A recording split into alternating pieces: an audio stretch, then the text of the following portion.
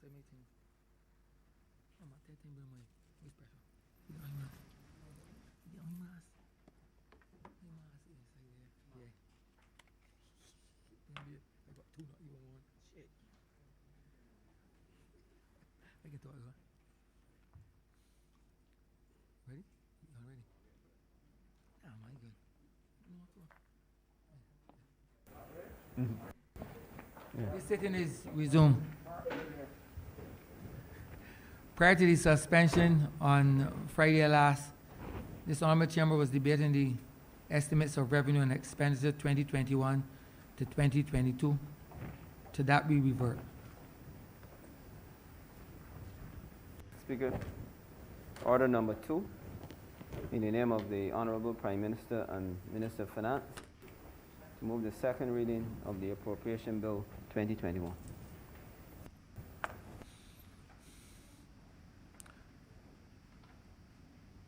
Honorable Prime Minister.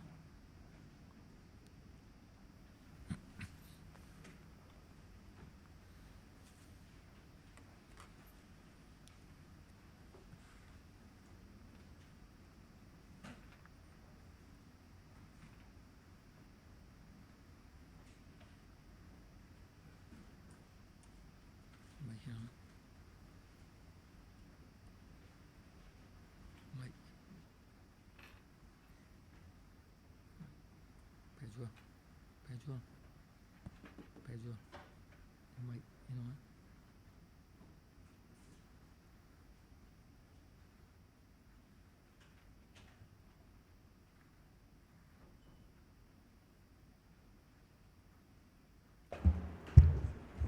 Thank you very much, Mr. Speaker.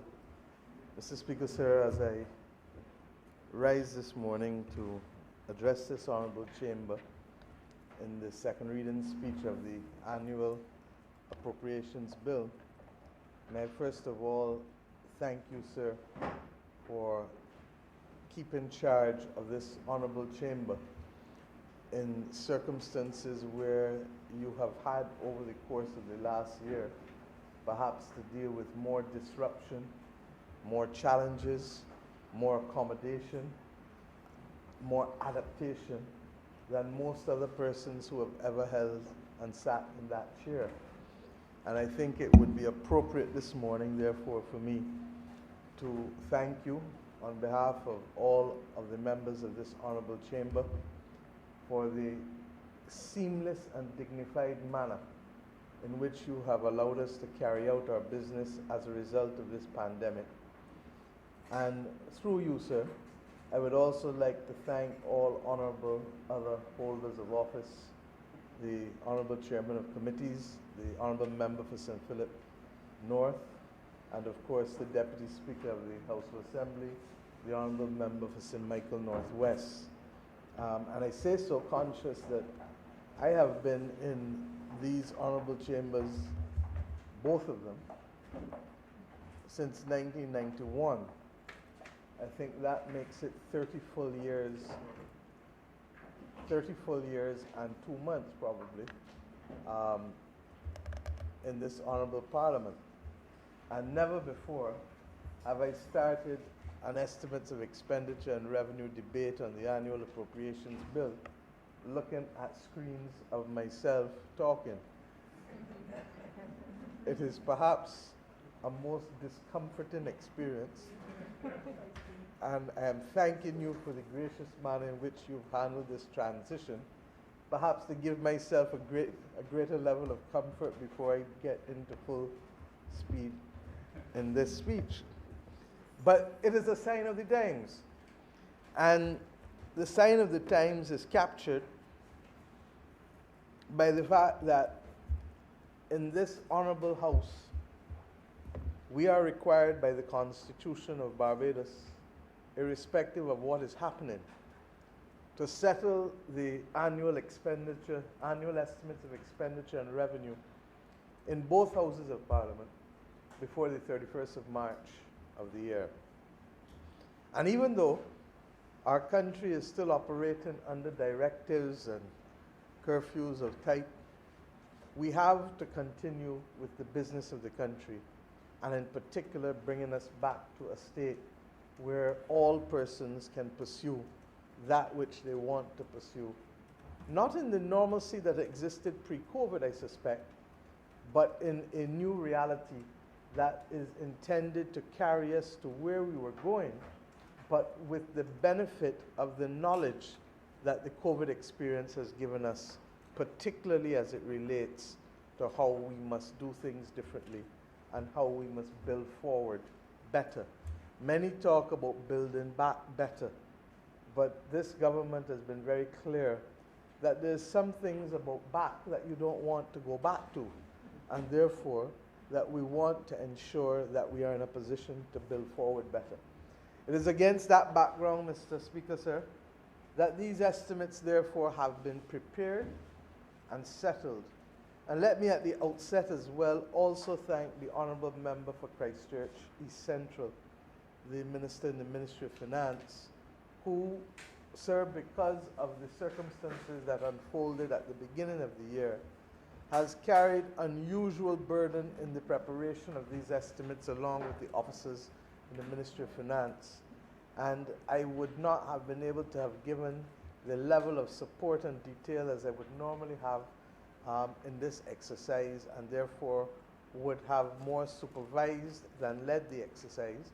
And for that, I therefore want to commend the Honourable Member for Christchurch East Central for his extraordinary commitment over the course of the last 2.5 months that have allowed us, while juggling everything else, to be here today to ensure that the normalcy that is required in our constitutional arrangements can be maintained without exception and without hindrance. I say thank you.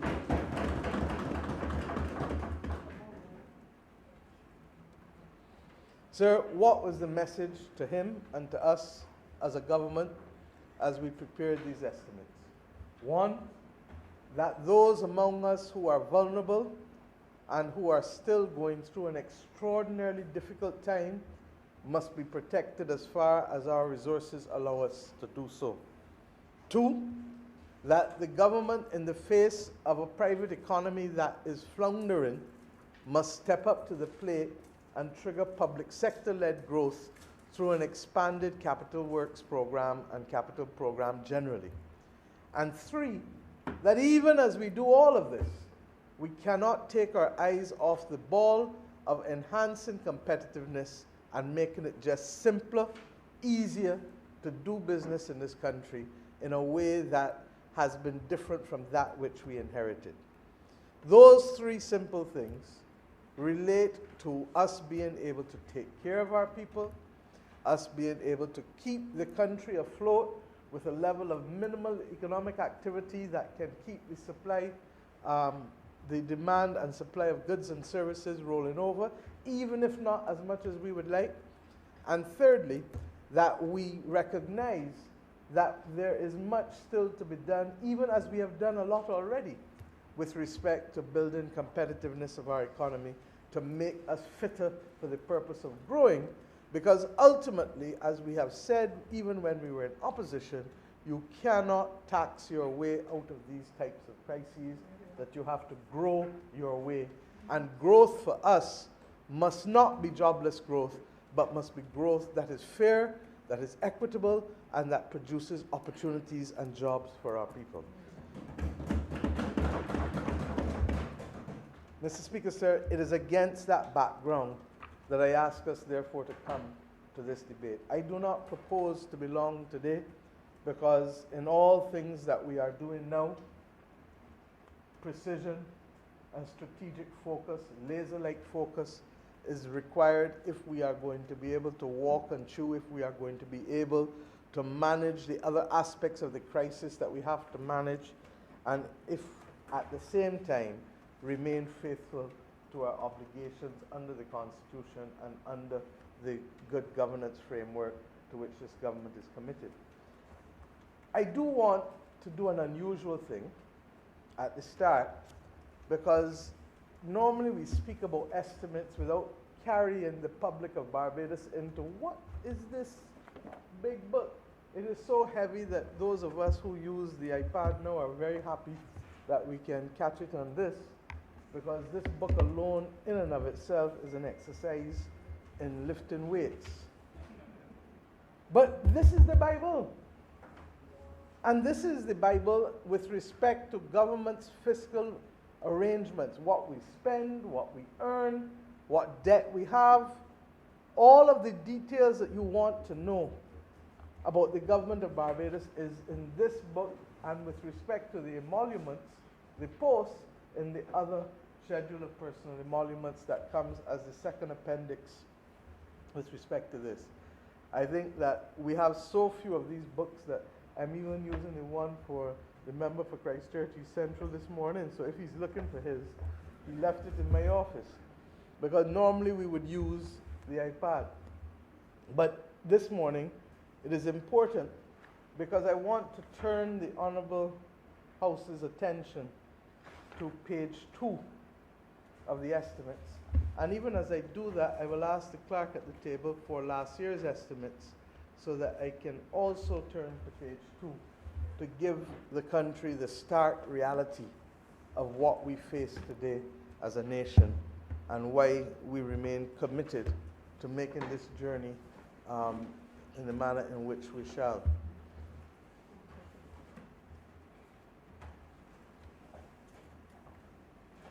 Thank you. Is this the approved one? No.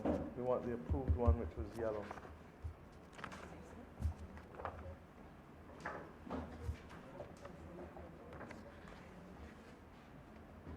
I'll use this one for now. But there's the approved one, which is a brighter yellow. Thank you very much. On page 2 of these documents, Mr. Speaker, if you turn to yours, you will see that there is a table 2, which is the revised estimates of revenue and expenditure, and there's a table 3. And why am I doing this? Not for you to become consumed with all kinds of figures. But let's start with the most glaring figure in this. There is in table 2 a figure of 10.5 billion, 10,505.9 million, 505.9 million, which is our nominal GDP figure as of March last year, 2020.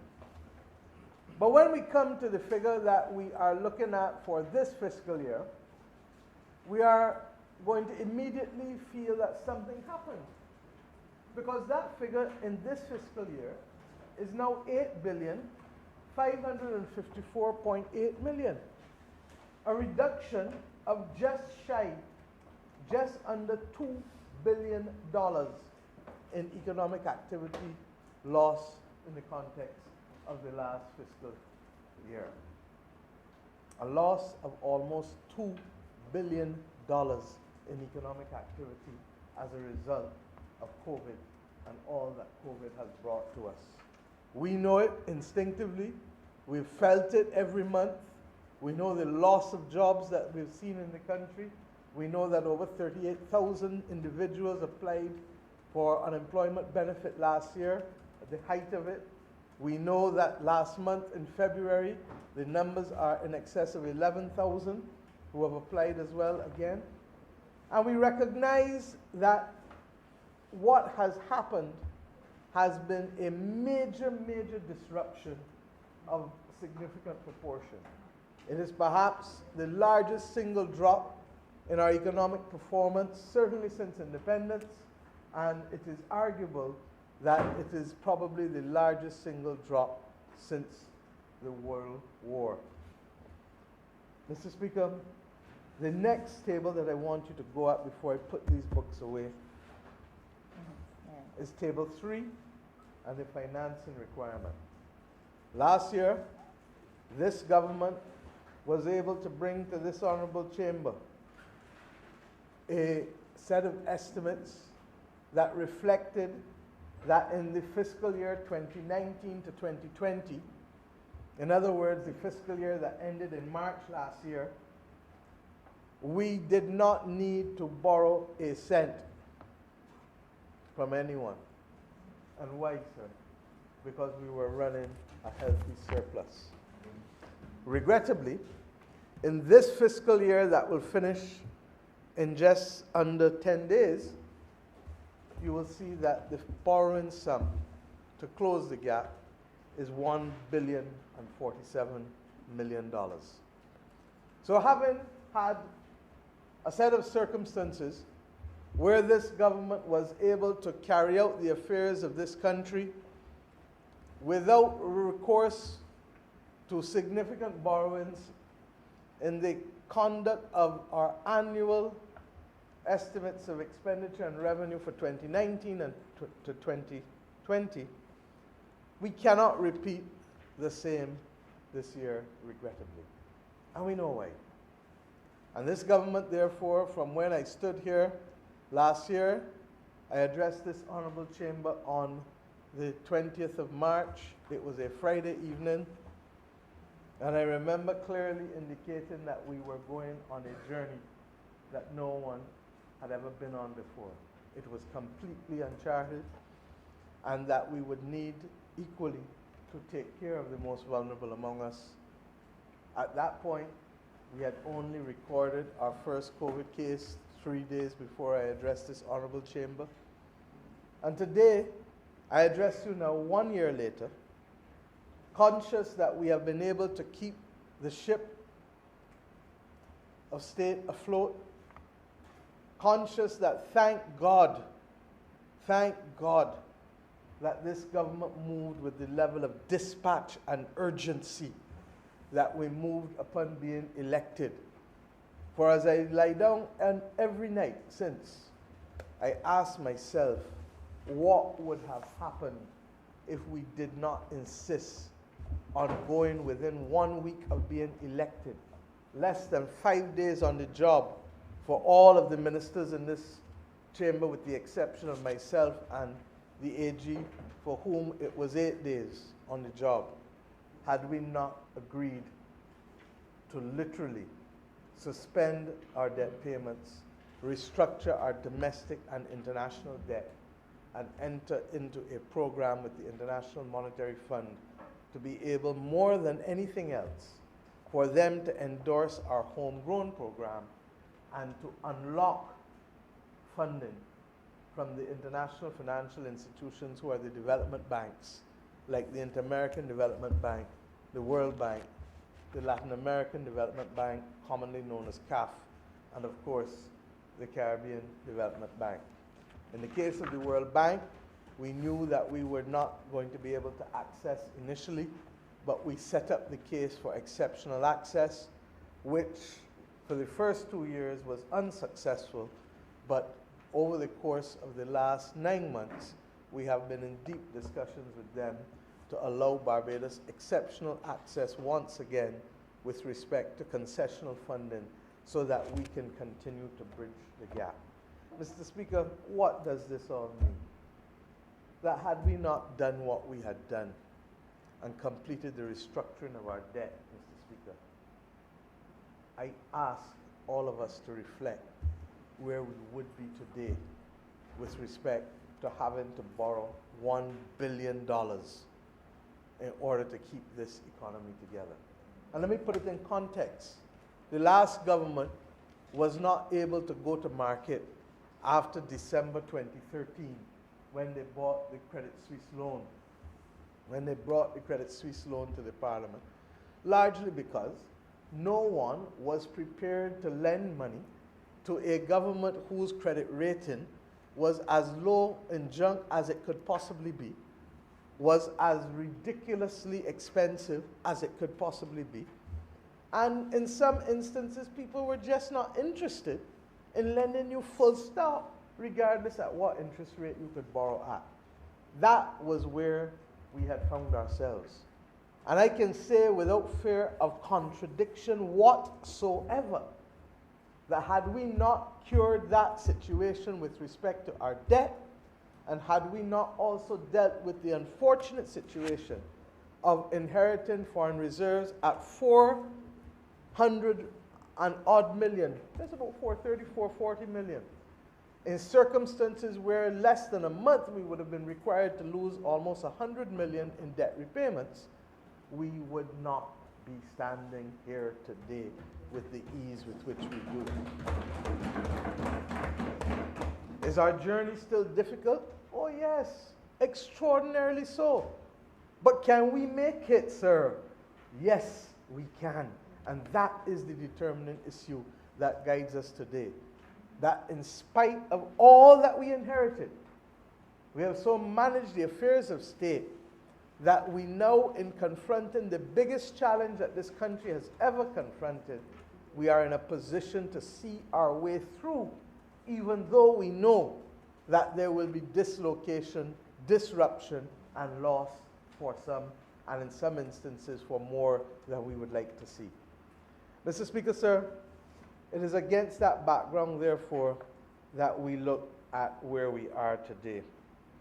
The bottom line is that our revenue, we are hoping at the end of this month that we can meet the projections, and I'm reasonably confident that we should be able to, of $2.4 billion, $2,410,000,000 in revenue. Recognizing, Mr. Speaker, and there's nothing like going to the original documents to begin to see, because I hope that all Barbadians one day will be able to understand how these estimates are set out and what they mean, so that you can understand when government is speaking to you what it is saying. And I say so, Mr. Speaker, conscious that, and perhaps the Ministry of Home Affairs, through its Public Affairs Department, can take the public through one day next year, in time for next year, how to read these documents. But the important point is, sir, is that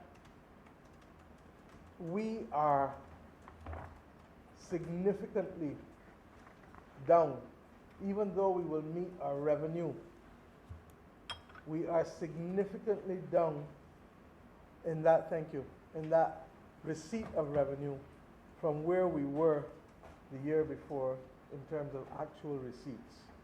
And let me record them for you. The year before, sir, we would have recorded in tax revenue $2.931 billion, in non-tax revenue $627.4 million, bringing us to a total of $3.559 billion in revenue. In this year of our Lord that will finish this month, we will be collecting significantly less at $2.269 billion. It is projected in tax revenue, and $140.6 million in non-tax revenue, bringing us to a total of about $2.41 billion. Mr. Speaker, that is more than $1.1 billion less than we would have taken in the previous year. So that when you look at that, and then you look at the reality that our approved expenditure also increased, and the increase in our expenditure really came as a result of us taking back up debt payments for the first time, because you would recall that in the previous year, our debt amortization and our interest on loans in 2019-2020 was at about $550 million. But last year, this year that is now ending, we are spending $882.1 million, a sum of $332 million more just in debt-related expenditure. So that when we look, Mr. Speaker, at the fact that our expenditure has also increased, some due to debt and some due, for example, to an increase in our capital expenditure, significantly so as compared to the capital expenditure of us in government as well as the previous government, then you begin to see that the government literally, in addition to capital expenditure, COVID-related expenditure, and indeed our interest and amortization payments, we would have ended up with revised estimates, Mr. Speaker, of $3.379 billion in expenditure as compared to $2.666 billion the year before. Mr. Speaker, these numbers paint a picture really, because we had committed to coming to make a 6% surplus in this fiscal year again, as we had sought to do before. Where we ran into difficulties, we indicated on the 20th of March when I addressed this chamber that we would probably be going down to 3% and then thereafter to 2% surplus. And it soon became clear to all when we saw the extent to which by June and July, the global economy was being confronted with protracted lockdowns and protracted shutdowns, that we would not be able to make any surplus in this year of our Lord. And we therefore settled among ourselves, as well as with the IMF, that we would seek to make a deficit of 1%, given the massive adjustment that we would have to make. The good news is, sir, is that the financing of that deficit was easy because we had the confidence of the international community and those who would also lend to us, be it from the World Bank, sorry, not the World Bank, the IDB, the Caribbean Development Bank, and the Latin American Development Fund. Without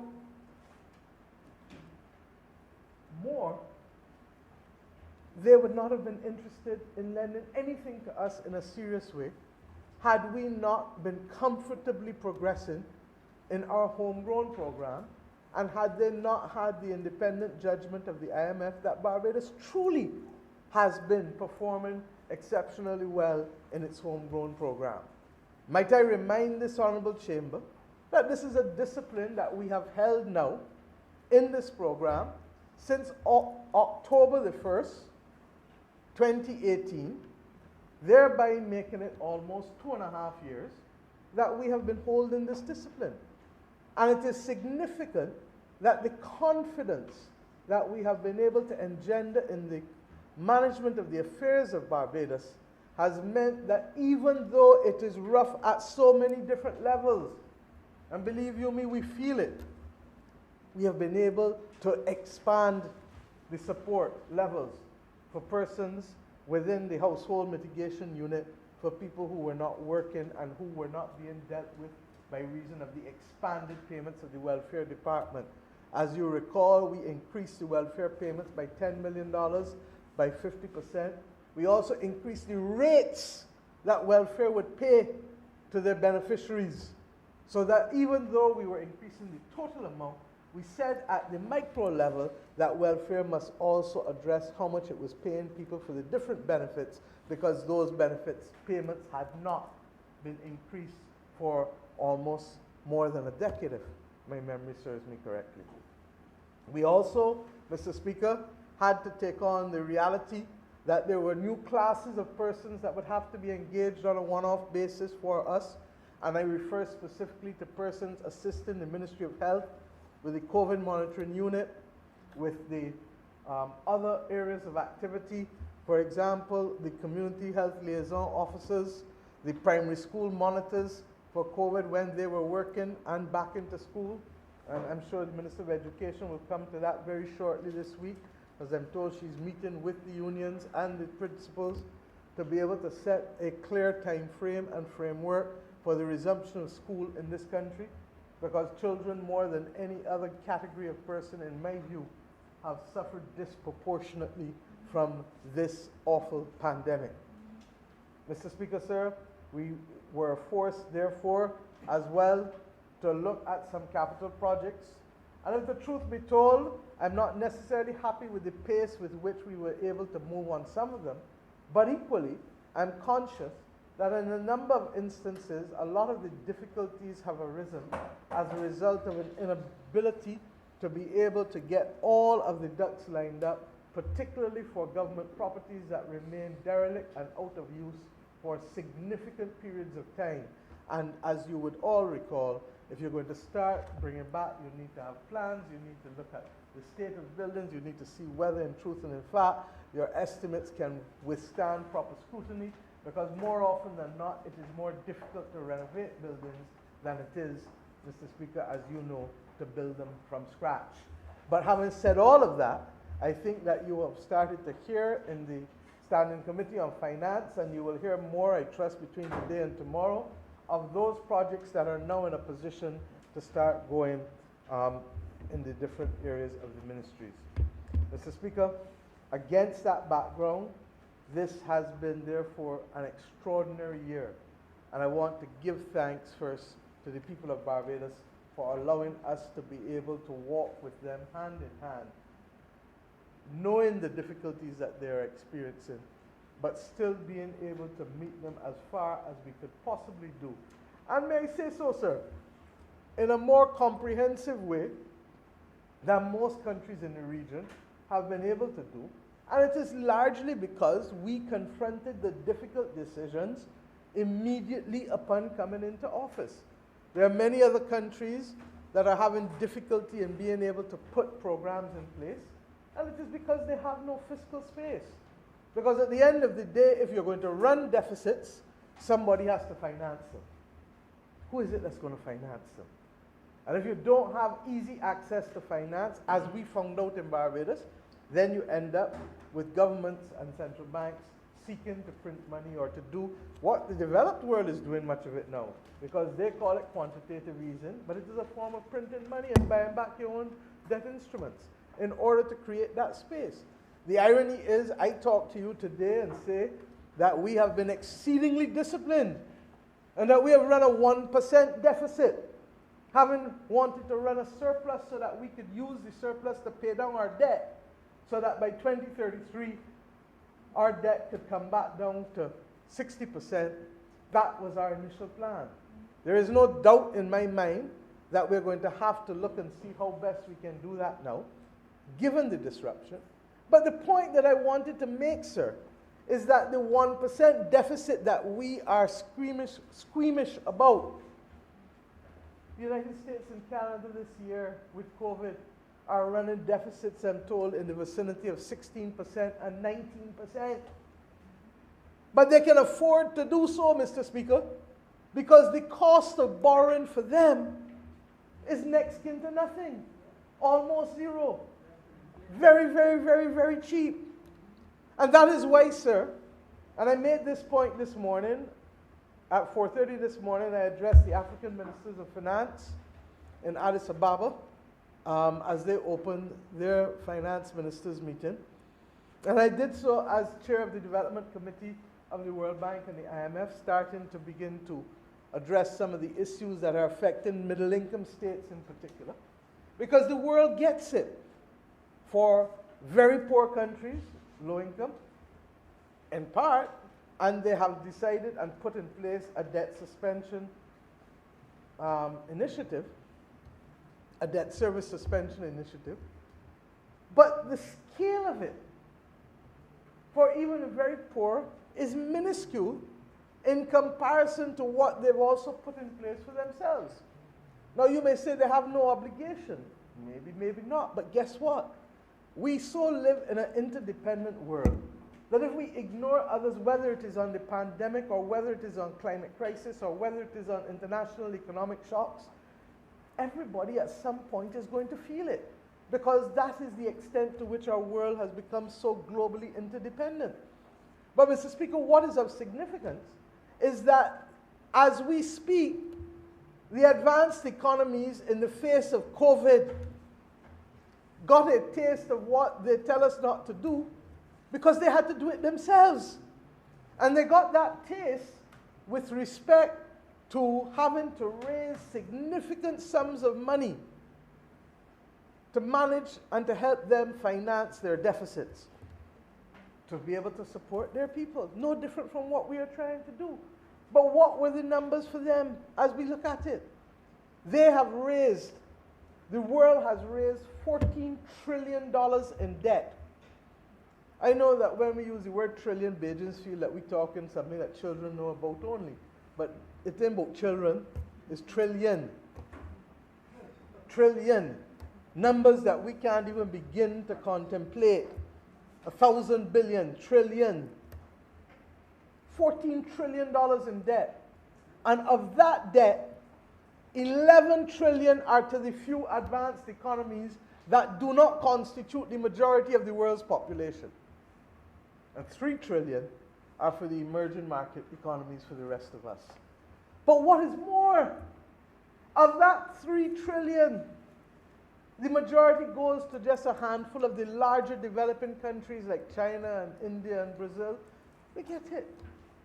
So let's come back now to these very low-income countries that are benefiting from the debt service suspension initiative.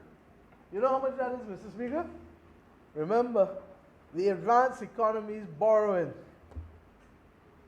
11 trillion, of which 7 trillion, almost 7 trillion, is quantitative easing, printing of money, buying back your own bonds. The debt service suspension initiative is 11 billion for 72 countries, just on or about, maybe a couple billion more. But the point is that the advanced economies are borrowing 1,000 times that. 1,000 times what they are given in relief to the very low-income countries. But it gets worse, sir. So on the one hand, you have the advanced economies accessing capital at almost zero. A handful,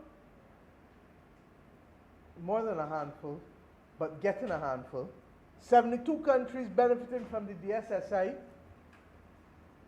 so that they can have what you call IDA-like terms, International Development Association-like terms. The World Bank group is really made up of the International Bank for Reconstruction and Development that the rest of us borrow from, lower middle income, etc., at concessional funds where we can, and get technical assistance and those other things.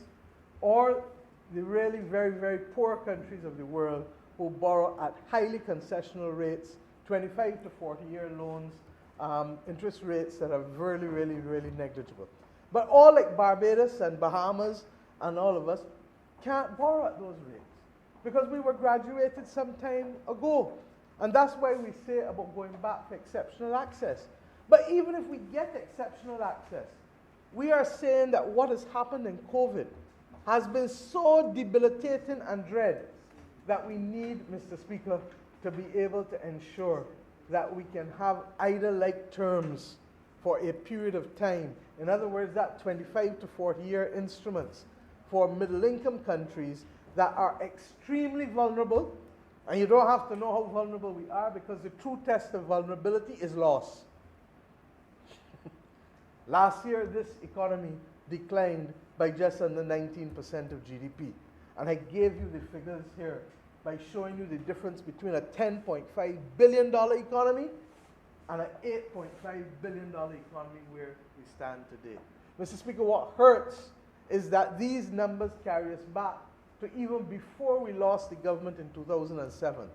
And of course, we were already dealing with an economy and a country that had a lost decade by not growing whatsoever. In fact, we had lost during that decade of the last government.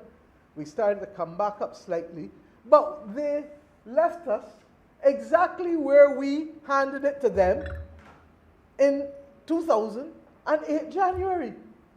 And now then, to have this on top of it means that in truth and in fact, Barbados is suffering from a significant contraction and that the hole is deep, but we can get out of it if we can put the right policy mix together and if we can continue to access capital at affordable rates to resume the development trajectory. In the middle-income countries are being told that you must borrow from the development banks. Great, and we want to. But they too have an issue because the development banks are lending at 3%, 4%, and 5%, which is significantly higher than what others, as I just told you, are borrowing at. But more importantly, significantly higher than what the market is lending to advanced economies. And you begin to ask yourself, how can the world get out of this if it leaves on the table that wide range of middle-income countries who are being asked to pay, as in the case of Bahamas, 8 and 9% for debt, Ghana goes to the market in 10 days. We don't know at what price they will access it. And others are hesitant to go because of the very difficult set of circumstances, which, in spite of the external nature of the pandemic, has led to downgrades for a number of middle-income countries themselves, because, of course, they've had to increase their debt.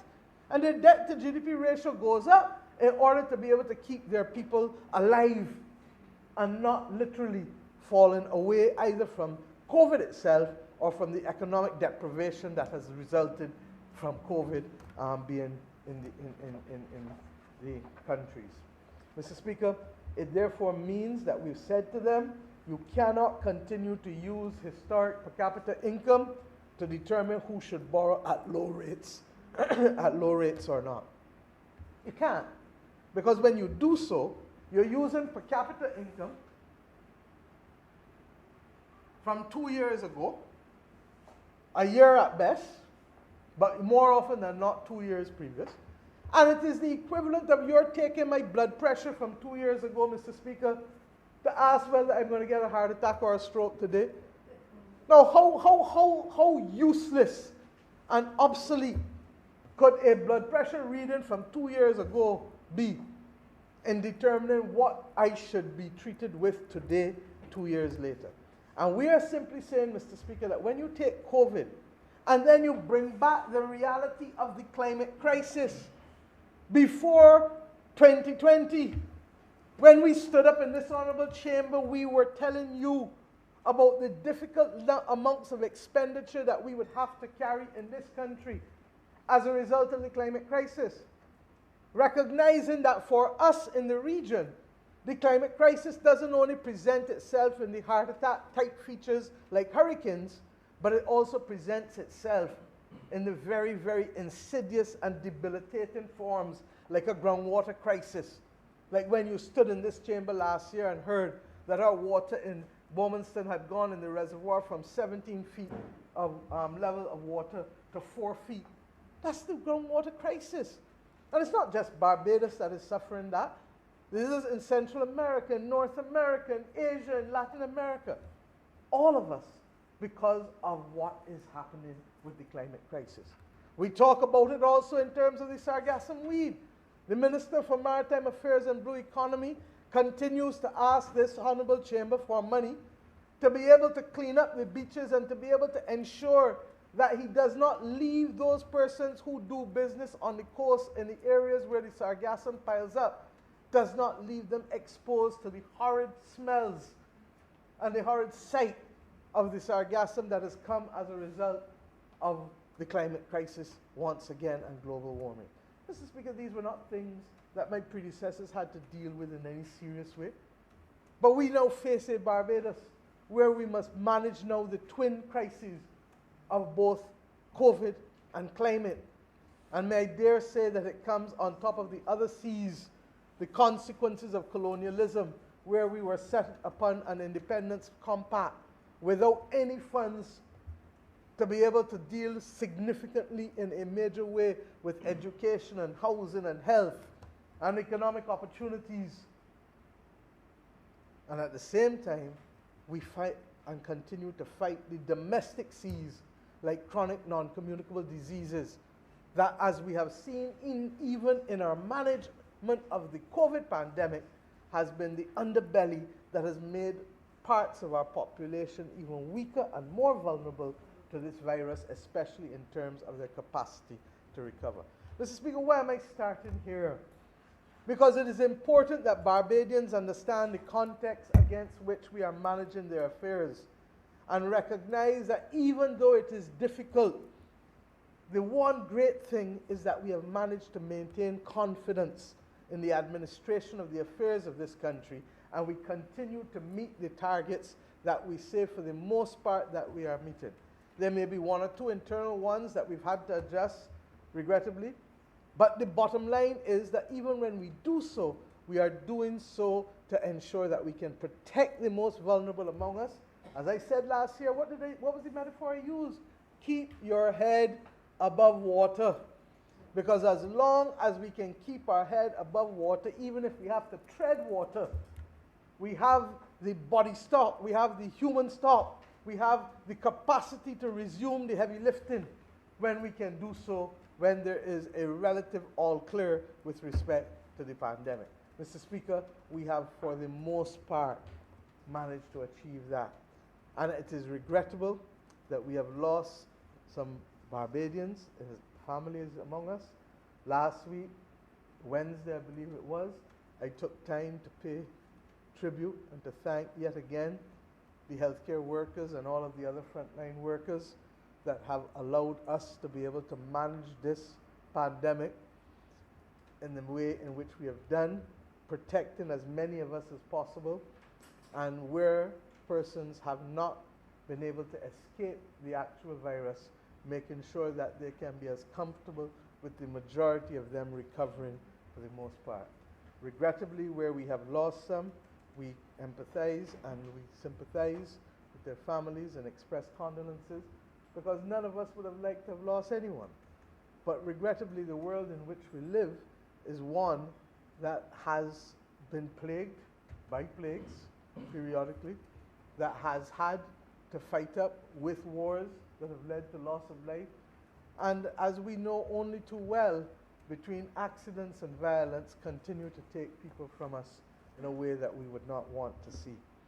But Mr. Speaker, if we can create that space in the middle for middle-income small island states or middle-income countries that do not have easy access to the international capital markets and who are vulnerable, because we literally are in that zone where climate is going to get us, then I believe, Mr. Speaker, we will have succeeded in being able to ensure that we can have access to money to allow us to build the resilience and to do the level of adaptation necessary so that we can better face the consequences of a world that is plagued by pandemic and COVID, pandemic and climate at the same time.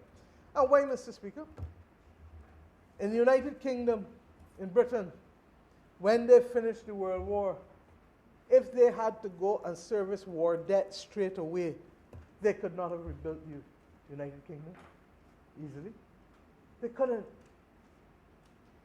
And the mere fact that they were able to stretch out and spread out the servicing of their debt incurred during the war over decades, such that they could borrow to resume the development path, to provide housing for their people again, to provide education and health care for the people who had gone through a war and whose personal circumstances invariably were decimated, for whom many of them were impoverished. All of these things made it imperative that Britain could get on with the task of rebuilding Britain without being told that there is no fiscal space or there's no money for you to be able to do it. And Mr. Speaker, what do I ask today? That we ask for the same thing for ourselves, and more so, because of our size, there is an inherent vulnerability. As I ended this morning in speaking to my colleagues in Africa, I pointed out that in my view, Africa has to take leadership on these issues along with the Caribbean and the Pacific countries, for whom our grouping represents just a little more than a third of the global states. And it is imperative that we say to institutions that were created before we were allowed to exist as independent states. The international financial institutions and the United Nations were both formed in the 1940s, before we became independent countries. And therefore our circumstances and our actual structures in those organizations, the structures do not take into account our circumstances or our reality as sovereign states that have emerged from a colonial past. It is unfortunate that it has not necessarily been allowed to influence the governance structures, and that battle remains a long battle from the Security Council's membership right back through to how the Bretton Woods institutions function in being able to deal with our countries. But what is significant is that it places us in a us and them situation still, just as we were in 1945 when these institutions were created. How do you have a few of them raising $11 trillion, ensuring that vaccine access is guaranteed to a handful of advanced economies?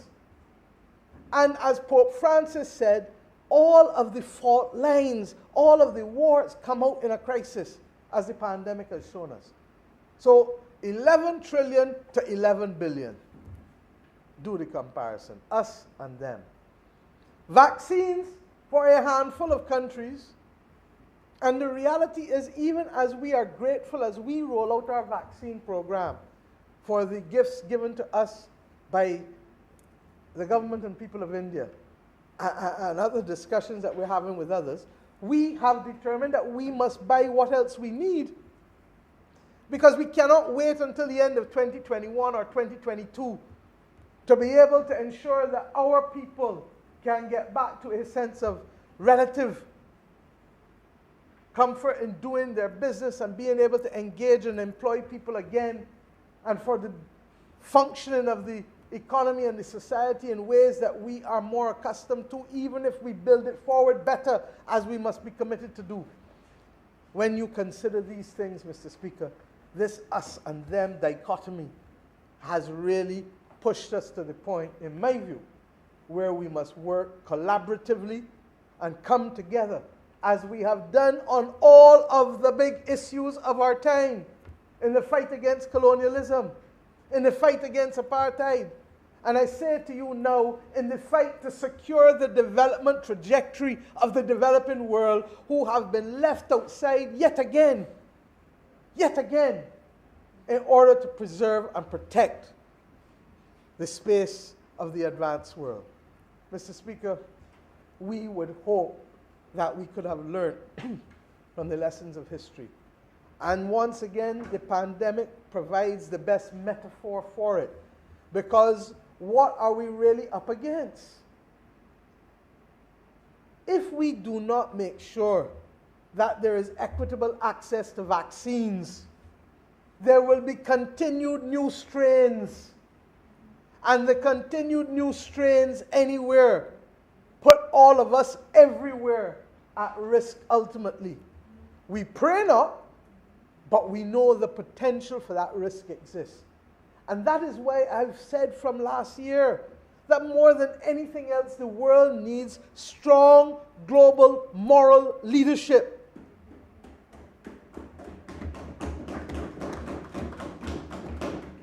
That strong global moral leadership would have ensured that there is a clearinghouse for vaccines that takes into account that not everybody can execute and to vaccinate people all at the same time in large numbers. You ask me why, when we received 100,000, that we started to give out some. Because we come from a culture that says that we must take care of those among us who are most vulnerable. And even if it means sometimes that you have to literally cut the cloth a little tighter, we do it. And I'm happy to say that in my experience, both as Prime Minister of this nation and my personal experience, generosity begets generosity. It is as simple as that. So, Mr. Speaker, against that background, we have had to fight some challenges. I'm spending this time setting the international circumstances because it is important that Barbadians understand that it is that extra fiscal space or that extra policy space. And you ask me, why have we taken on these additional responsibilities? Because I need to be able to argue that middle-income small island states like Barbados need to be able to access capital at a cheaper rate, so that instead of spending $300 and something million in interest, 360 million in interest this year, and next year interest goes to 414 million, that when we borrow, we want to be able to have access to the same low interest rates that others are doing. Fortunately for us personally, because we are borrowing from the IMF in many instances, our rates of access at the IMF is just over 1%. And therefore, when people ask, why did you go to the IMF? Because at the end of the day, we were going to be adjusting and making adjustments internally in our homegrown plan anyhow. So if you're going to take the burden of adjustment, you can as well take the benefit of the adjustment. And the benefit of the adjustment comes in the exceedingly low interest rates from the IMF. But that only takes care of a certain percentage of what we need. And that is why I say that ultimately, whether it is the international, the multilateral development banks, or the regional development banks, or whether ultimately it is when we go back to market, there is a case. Because we want to build resilience to be able to protect us more should a hurricane hit us, God forbid. Not would, that it doesn't. We want to be able to ensure that we can mitigate against the groundwater crisis. And the people from St. Lucie to St. Andrew to St. Joseph to St. John to St. Philip to parts of St. Thomas and St. James, parts of St. Michael. We know it. But we can only do so. We have money sitting down in PBLs that we could use, but we're constrained by what we can bring to book because we are constrained by the deficit or the surplus targets that we have. And that is why we will come back here to finish out and roll out the year with supplementaries tomorrow and, if necessary, Monday, not to increase what we spend, but to shift around what we are spending so as to make sure that we don't leave things on the table that could otherwise hurt us as we go forward. Mr. Speaker, this has not been an easy exercise. And that is why you see me thank the Ministry of Finance officials and the Honourable Minister. And to that I add the rest of the economic team, the member for St. Michael South Central, and the others who have been working assiduously. And you know, sir, I therefore am not going to ever go on the defensive because we've had to bring in skills to add to what we had in order to protect this nation and to protect the finances of this nation, in order to allow us to find the resources to be able to spend $20 million on the household mitigation unit and another $10 million, as I said, carrying it to near $31 million for welfare department last year, but still having to thank and get additional donations from Barbadians. And I want to thank all those Barbadians who literally donated to the Adopt a Family program. I will make sure that the figures are given by either the member for Christchurch East Central or St. Michael South Central before the end of the debate. But bottom line is, in addition to that, we then had the donation by the Sandy Lane Charitable Trust and others. And Mr. Speaker, this has been, as the member for the City of Bridgetown likes to call it, it has been a whole of nation approach, not a whole of government approach, a whole of nation approach. And even as I speak, those who donated to the COVID-related charity that was significant in purchasing significant amounts of PPE for us, and that have also contributed to the payment of vaccines for COVAX. And Mr. Speaker, as I said, even as I speak, we launched the National Vaccine Fund last week, and already in it, we have just under $7 million in donations. $6 million alone have come from Sandy Lane Hotel and its owners, and we want to thank them. And when I asked them whether they wanted me to make it public, they said only insofar as it would spur others to want to do the same thing. Mr. Speaker, we expect, as this Honourable House will find out in a supplementary, that even with all that we have done, with the multiple irons that we have in the fire, that we will have to spend on or about $25 million with vaccines, and therefore that is an additional expenditure beyond that which we would normally have had to spend. And we are committed to it because it is to protect Barbadians. Whether persons choose to donate or not is a matter for them. But this government will spend the money to save people's lives and to protect Barbadians in this country. And we do so conscious that even as we have vaccinated 62,000 Barbadians more than 25% of our adult population, that we are conscious that the effort to do the rest is still difficult. Because when I tell the country, I saw somebody send me yesterday, somebody making the same comment that I've made to the country over and over, that out there dealing with PPE and dealing with ventilators and dealing with vaccines has been the wild, wild, wild west. And that countries who are former colonies like ourselves have been left to the ravages of the market. And if you are a small nation or a small island like us, you better hope that somebody sees you, because invariably we are too small to be heard or seen in the international market, and that is what makes life more difficult. And when people see that the advanced economies, and in fairness, the advanced economies in some instances would have provided the funding to get a lot of the research off for vaccines, so you can't quarrel from the perspective of the pricing that they may have been able to negotiate. But where we have a difficulty is when you lock off supply such that the only supply left to countries such as ours is either donations, as we have gotten, and we're grateful for that, or going through middlemen who charge higher amounts than those that are available to the advanced economies. And whether we like it or not, that is our reality. That is our reality. So that you will end up paying, on average, 24 to 25 US a dose for AstraZeneca in circumstances where those developed countries will get it at a fraction at that cost. Now you can wait. We can wait. We just don't know when we'll be waiting until. We just don't know whether it's a never, never, never, never, never, never, never, never plan. We don't know. And I am not prepared to take that chance with Barbadians' lives. And let me place it in context again. It cost us, as I indicated, between 19 to 20 million US, 38, 39 million Barbados dollars a week in economic activity to keep this country closed in February. Am I going to quibble then on 25 million, which is $13 million less than the 38 million in lost economic activity? Or are we going to cut and contrive and make it happen? Because we know once we can do that, we are going to open back up the possibility of more economic activity in this country for everybody.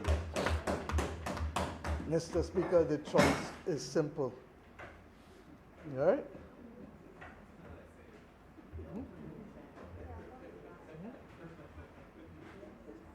Mr. Speaker, the choice is simple. Very, very simple. And I therefore ask this Honorable Chamber, when the supplementary comes, to support it. As I said, the good news is that there are a lot of people with kind hearts who recognize that this is not a situation that the country chose for itself. It's a very difficult moment, and therefore there are a number of people who have come forward who have said they want to contribute to offset what the burden will be on the taxpayers of this country. For them, we say thank you, and we will continue to proceed. Mr. Speaker, if I can come to some more specifics related to this, because as I indicated to you, these estimates intend to bring back some level of support to protect the vulnerable. So you will see sums in here still for the Household Mitigation Unit and an expanded amount for the Welfare Department. And when the Honourable Minister for People Empowerment speaks, I'm sure she will speak to the expanded provisions for her ministry yet again for another year. We are still committed to the social reforms that are necessary in that ministry in order to be able to unlock the agency of the family. And it was that, I believe, that I offered the Honourable Leader of the Opposition and others for us to come together as one in order to be able to see how we can support and protect families and to be able to help them engage in the battle of saving more and more of our younger people in this country, with notion that parental education is critical. I've said it to the Minister of Education. I've said it to the Public Affairs Division. I hope to see programs, short vignettes, short little memes go out to reinforce what it is that we want to exemplify with respect to parenting in the country, recognizing that it is critical to do so that our children are anchored and rooted as they grow up. Similarly, we've seen also that we have to continue our level of spending in the Queen Elizabeth Hospital. Mr. Speaker, let me put it in context. If we were not still fighting COVID, we would hit our target easily that we would have wanted to come in close to 2% surplus in these estimates that we are laying for the next financial year, 2021, 2022. Indeed, were it not for the COVID spend, our target would be met at 1.92% surplus. With the COVID spend, which we have isolated, and my colleagues globally are doing the same thing. I raised it only recently with my co-chair in the Development Committee, the minister from Uruguay. They are doing the same thing because we cannot hit these one-off expenditures easily and still maintain the tight targets that we would otherwise have wanted to maintain. But we are conscious that we can probably turn the corner on the pandemic if the world gets its act together with the vaccination. Not just Barbados, but the world. And obviously we want to get ours as fast as possible, but we want to urge others globally to do so. Against that background, as I said, we are running a deficit of 0.32%. Not a deficit, sorry, a surplus of 0.32%. In other words, we are not seeking to literally borrow money this year in order to be able to deal with our circumstances. The bottom line is, sir, that had we not had COVID, we believe we would be running a surplus easily of almost 2% this year. But we've had to pause. And the last 3 months have been difficult in this nation, as you know. We have not at any time stopped to say that we are not going to take care or to spend or to do what is necessary to protect Barbadians. In most countries, persons with COVID are not even taken into isolation facilities. They are left in their houses to recover. And it is only those who get really, really, really sick that are going into hospitals. Equally, in many countries, hospitals and health systems have been overrun. But we forgot that this government took a decision at the end of February last year to bring back into occupation and to use a building that used to be the naval base of the United States of America, but that we have repurposed twice before, once for the Barbados Youth Service in the mid-1990s, and once in the mid-2000s for the prison while the new Dodds prison was being built. When we went there, the Honorable Attorney General and myself at the end of February, after leaving the renaming of the road after your predecessor, Speaker, Mr. Speaker. I'm not sure if that means that one might be renamed after you in the future. I didn't say that loudly, did I? But the bottom line is, when we left there, what we confronted was 12 to 15 foot of bush.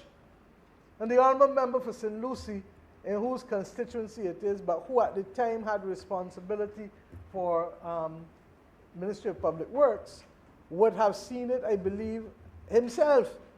And therefore, when you go to Harrison's Point today and you see what exists there, the fact that we were able to construct more acute ICU beds, intensive care beds, than this country had ever before. We were hovering in the 30s. We have 78 primary ICU beds at Harrison's Point, nothing at all to do with what we have in Martindale's Road at Queen Elizabeth Hospital. We have another 80 secondary ICU beds also there. So that my friends, sorry, it's 80 altogether. It's 48 and 38. 40 and 38. But my friends, when you add to that then, Mr. Speaker, just under 150 other beds in the tertiary component, we recognize that we had enough to get us through that intense period. We knew always that we would use the additional hotel plan for additional isolation and quarantine facilities as we have had to do from day one. Paragon was the base for quarantine, but throughout it all, we also used Blue Horizon, Worthing Court, the Hilton Hotel, and others to supplement the quarantine-type facilities that we use to help maintain as much division and separation from those who were infected or waiting to find out if they were infected from those who were in the rest of the population. So I say to you, Mr. Speaker, that our head is definitely still above water. It has been a difficult journey, but it is one that we can continue to make, knowing full well that we gave ourselves the capacity to fight this battle in a way that perhaps is stronger and better than most others who had equally to prepare themselves. And why? As I said, because we gave ourselves that fiscal space by restructuring our debt. It's not that we believe that we care more than any other country. I don't. And I know that any leader who stands where I stand would want to do as best as they can for their people. But a large part of it comes in how you plan and how you execute. And mercifully, by taking the decisions that we took, we were in a position to deal with it in a particular way. Mr. Speaker, on the details of the program, the fiscal program for 2020 to 2021 that was approved last year, as I said, showed current revenue of $3.142 billion, current expenditure exclusive of amortization of $2.403 billion, and capital expenditure of $203.3 million. While the projections on an accrual basis showed a net operating balance of $489.3 million, or 4.5% of GDP when converted to a cash basis, the projection was for a fiscal balance of $279.1 million. The overall deficit of $265.6 million, or 2.5% of GDP, inclusive of amortization, was expected to be financed by foreign sources in respect of the capital project inflows. The provisional data from the Accountant General, sir, for the period April 1st, 2020 to January 31st, 2021 shows that government collected revenue, current revenue of about $2,071.4 million, a decrease of $322.4 million, or 13.5% less than current revenue for the same period 2019-20. I've given you examples of all of this and have shown you how the overall estimates are likely to contract. It is projected that $338.9 million will be collected during February and March of this year to roughly yield $2,410.3 million. This is $633 million less than the original projection. This is $633 million less than we originally projected. The only good news is that as of this morning, I can say that we have met the financial target of $2.41 billion in revenue, so that while we knew it would be $633 million less, at least we are meeting the targets that we've set ourselves internally so that we can bring some level of order and discipline as we go forward. And I thank us for being able to do so. The key in this is for people to help and continue paying. We know that everybody is not in the same position, but you cannot run this country unless we resume some level of order in terms of what we pay and what we receive as a government in order to keep the affairs of state rolling over. Under the circumstances, therefore, the government adapted its fiscal stance in line with the changing environment. I told you that earlier, that we moved and adapted again, and we set ourselves a target just around September, October last year of a 1% deficit, as opposed to what we had originally hoped to be doing had we not gone into the pandemic. Indeed, Mr. Speaker, 2020 was supposed to have been our year of liftoff, with a range of projects and a range of programs, a range of investments, and all things. You heard it last week, Monday, when the officers from the Ministry of Energy told you that government's offshore oil program, literally exploration program with BHP, literally had to be put on pause because of the inability for them to undertake the travel that was necessary for them to get the program going.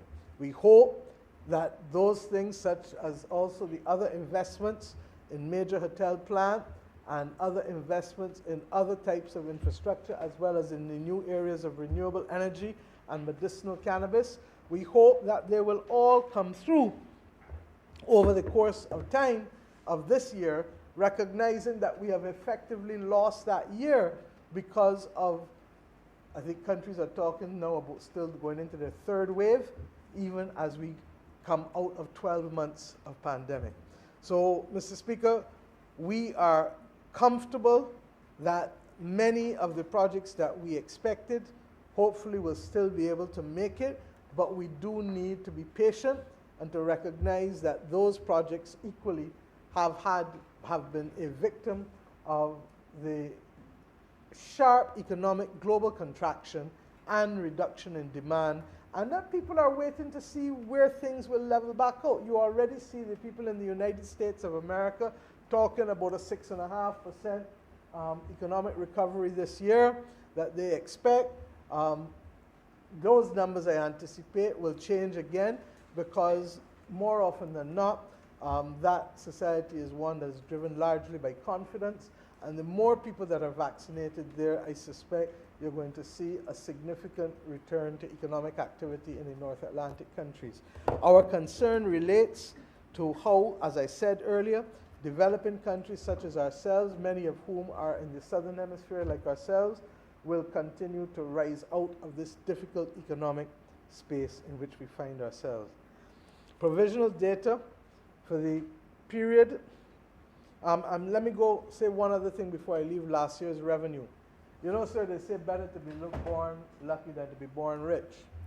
Many people may not remember that in this honorable chamber, both myself and I believe the member for St. Michael North, the Minister for International Business, would have spoken about the fact that we expected to get a significant receipt of corporation taxes from the anti-hybrids and other things as we moved into our new corporate tax framework. Fortunately for us, our revenue situation would have been significantly worse off if we did not collect what was about $200 million more in corporation taxes than would normally have collected in that particular year, 2020, much of which was one-off expenditure, one-off revenue, sorry, that we anticipated we would collect because of what we knew was coming down from 2 years prior. So, Mr. Speaker, we're grateful for that, as I said, and the improvement in the corporation tax collections. If you look at the document with the revenue, you will see that our income taxes are down. And I want to say, Mr. Speaker, this government engaged in an ambitious program of income tax and corporation tax reform, if you will recall, between 2018 and 19. And I've not come here today to raise any taxes. And as we know, this is really the budget. But in spite of everything that we've done, we have taken a decision internally that we believe so long as we can get economic activity moving again in this country fully again, the tax structure that we have should be adequate to carry us through. And what has bridged us, as I said, is the fact that the confidence that we've created internationally has allowed others to step forward and provide the funding to build that bridge such that we do not have to go back to Barbadians and to inflict taxes at the very time that they're not in a position to receive them or pay them.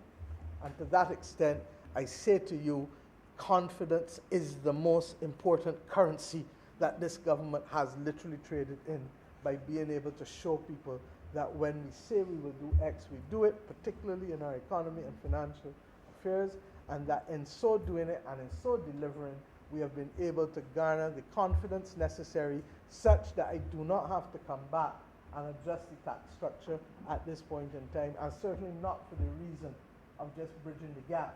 If we go back at taxes, it should be to enhance efficiency and not just simply at this point to continue to bridge the gap between what we earn and what we spend. It has not been easy, sir, but we believe that this is the right way to go. And I say so conscious that our corporation taxes moved from 385 million the year before in 2019-20 actual receipts to 502.3 million this year. And that therefore has helped us get through this difficult period. But at the same time, we've had a significant contraction in income taxes, and that would have been expected with the level of layoffs that you had last year. Because at the end of the day, if people are not earning, they're not paying taxes, and at the same time, they're drawing down the unemployment benefit, and we have, therefore, as I said, to be able all along to ensure that we stabilize our Social Security system going forward for the future. The income taxes went from 492.9 million in 2019-20 down to 303 million, 303.7 million is the projected amount expected for this year. So you see a significant reduction. At the same time, value-added tax also went from $1,041 million in 2019-20 down to $700 million we project to be taken in this fiscal year, a reduction of over $340 million in value-added tax receipts as a result of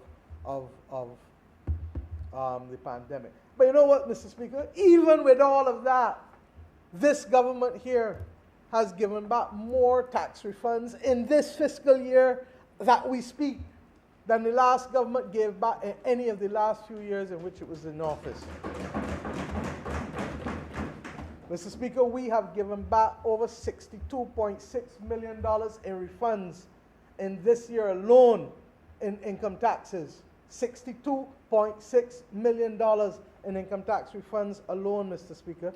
And I'm saying that conscious that, you know, when we say these things and we talk about what government has done and hasn't done, more often than not, people ignore the fact that we've brought back regularity to the payment of income tax refunds and corporation tax refunds and value-added tax refunds, even as we paid off over $400 million in arrears already that we inherited, and still have another couple $100 million, just $300 and something million to pay off.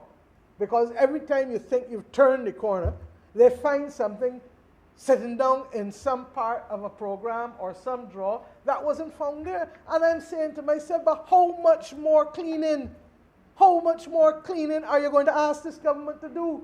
That every time I turn left or right or forward or backward, all I'm doing is cleaning up. And when I saw the cover of The Economist magazine earlier this year with the President of the United States of America in front of a White House that was blotchy and dirty with a mop and a bucket, I said, oh, if only they took pictures of small states, they would have had one of us, because all we've had to do is to clean up. CLECO, British American, I can go on and on. There is one large set of huge expenditure that is still before us to resolve along with these arrears, and that is the monies owed to people whose land was compulsory acquired without compensation for more than a decade. Mr. Speaker, you know, we are trying to put the affairs of state back on an even keel so that Barbadians can have confidence too in the affairs of how the affairs are managed by the government. And the bottom line is, sir, that we've tried to do it by keeping current with our tax refunds, while at the same time working down the arrears that exist, conscious that that needs to go according to our cash flow and to our resources.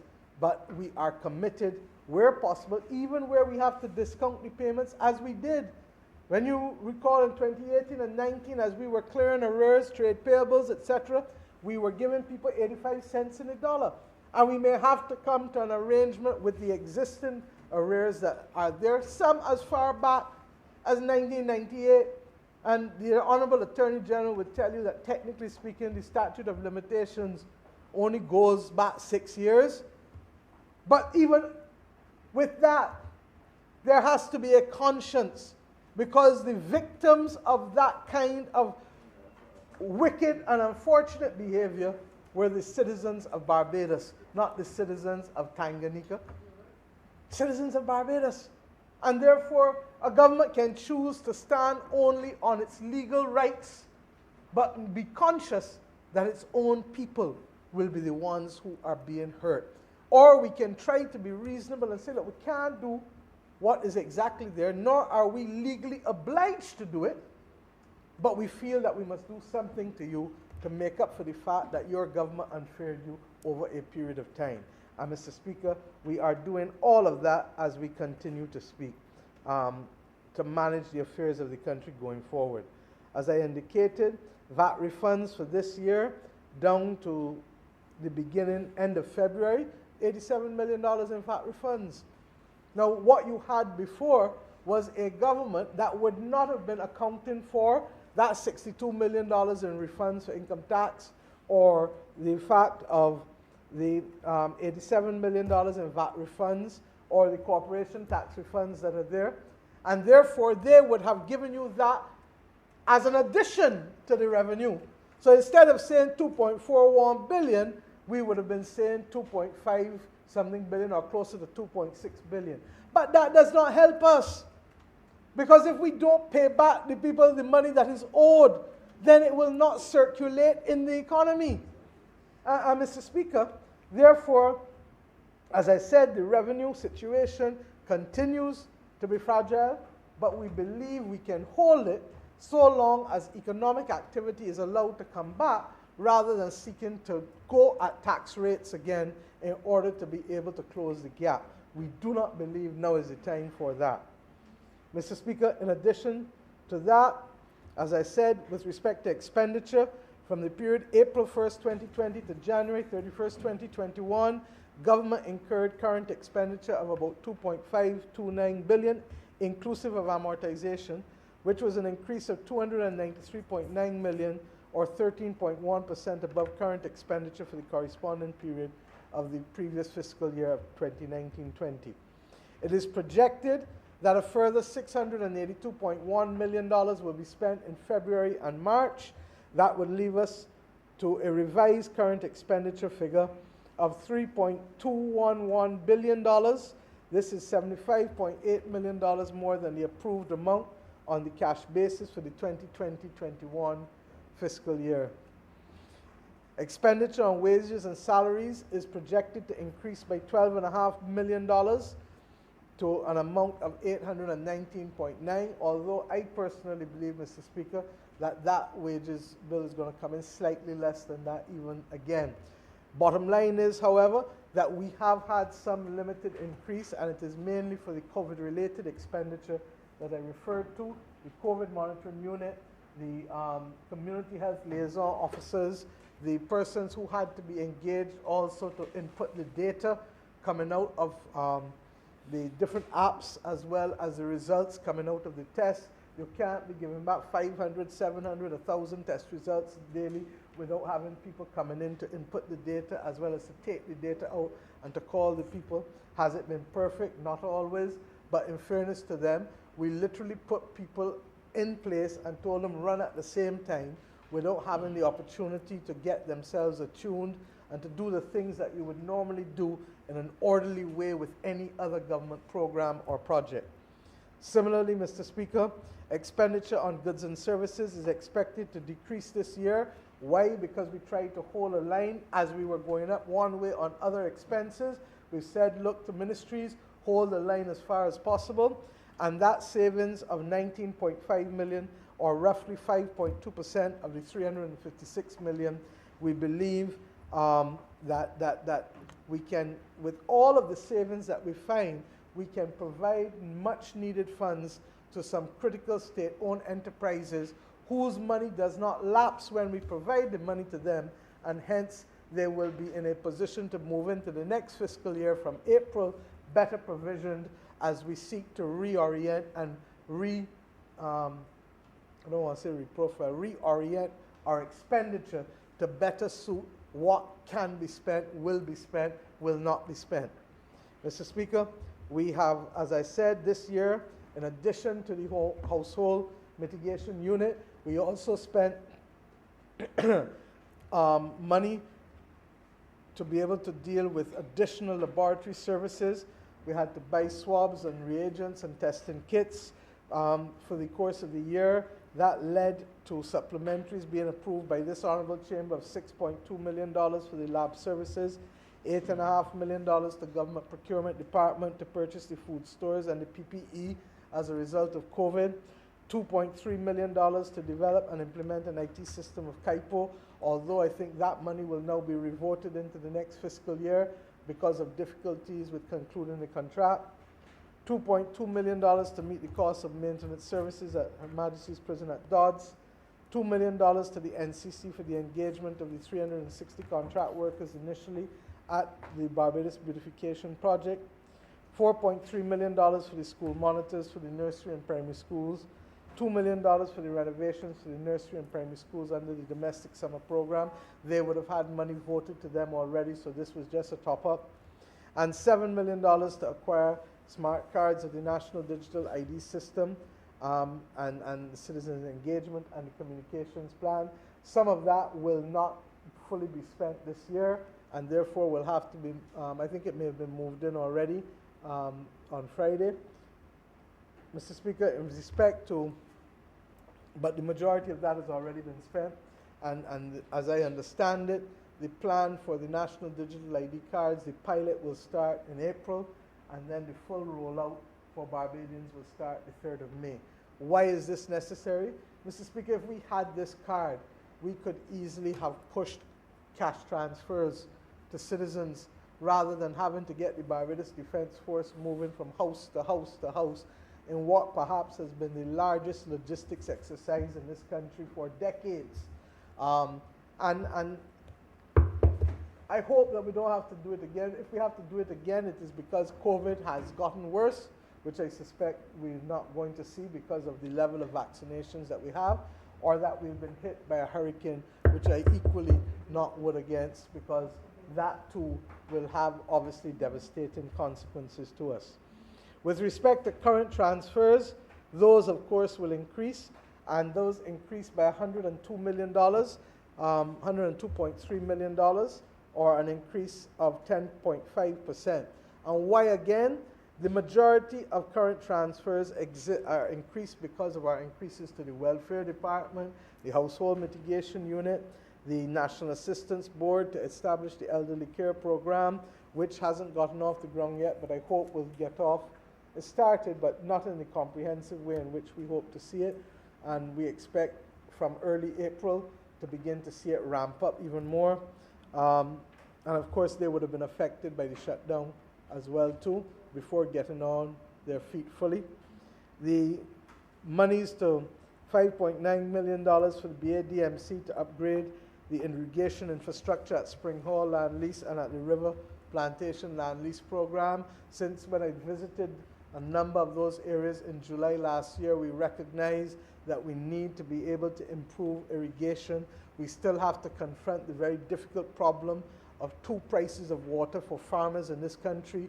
One that is significantly higher for those who are paying Water Authority directly as opposed to those who are paying at the BADMC rate, which is next kin to nothing when compared to that. $7.1 million to BAMC for the sugar crop of 2021, $48.8 million to the Queen Elizabeth Hospital for COVID-19 expenditure, $10.7 million to the QEH for its current operations as opposed to COVID, $2.1 million to BRA for the maintenance of the TAMIS program. And I want to pause here at this point because this country has been the victim of the most set of unfortunate circumstances for the procurement of software in too many instances of government departments. And software that when we check it, we are either negotiated poorly because they're asking us to be able to pay large sums of money for basic changes when we should not be paying, and I'm referring to what happened at the Water Authority with the software that we've inherited there. I'm referring to what happened equally at the Barbados Revenue Authority. And Mr. Speaker, I've asked for a meeting with them along with the Attorney General because it cannot be that we as a nation continue to pay people to develop programs. And in the case of this TAMIS, what bothered me is that we are unsure of what their previous experience was. And now we are having problems all of the time in getting the systems working well, starting from when we first came. And the first thing they told the Attorney General and myself is that they would have to postpone the start of TAMIS, if you recall, largely because of the confusion, and that was June 2018. And Mr. Speaker, it has been nothing but headache from headache with respect to that program.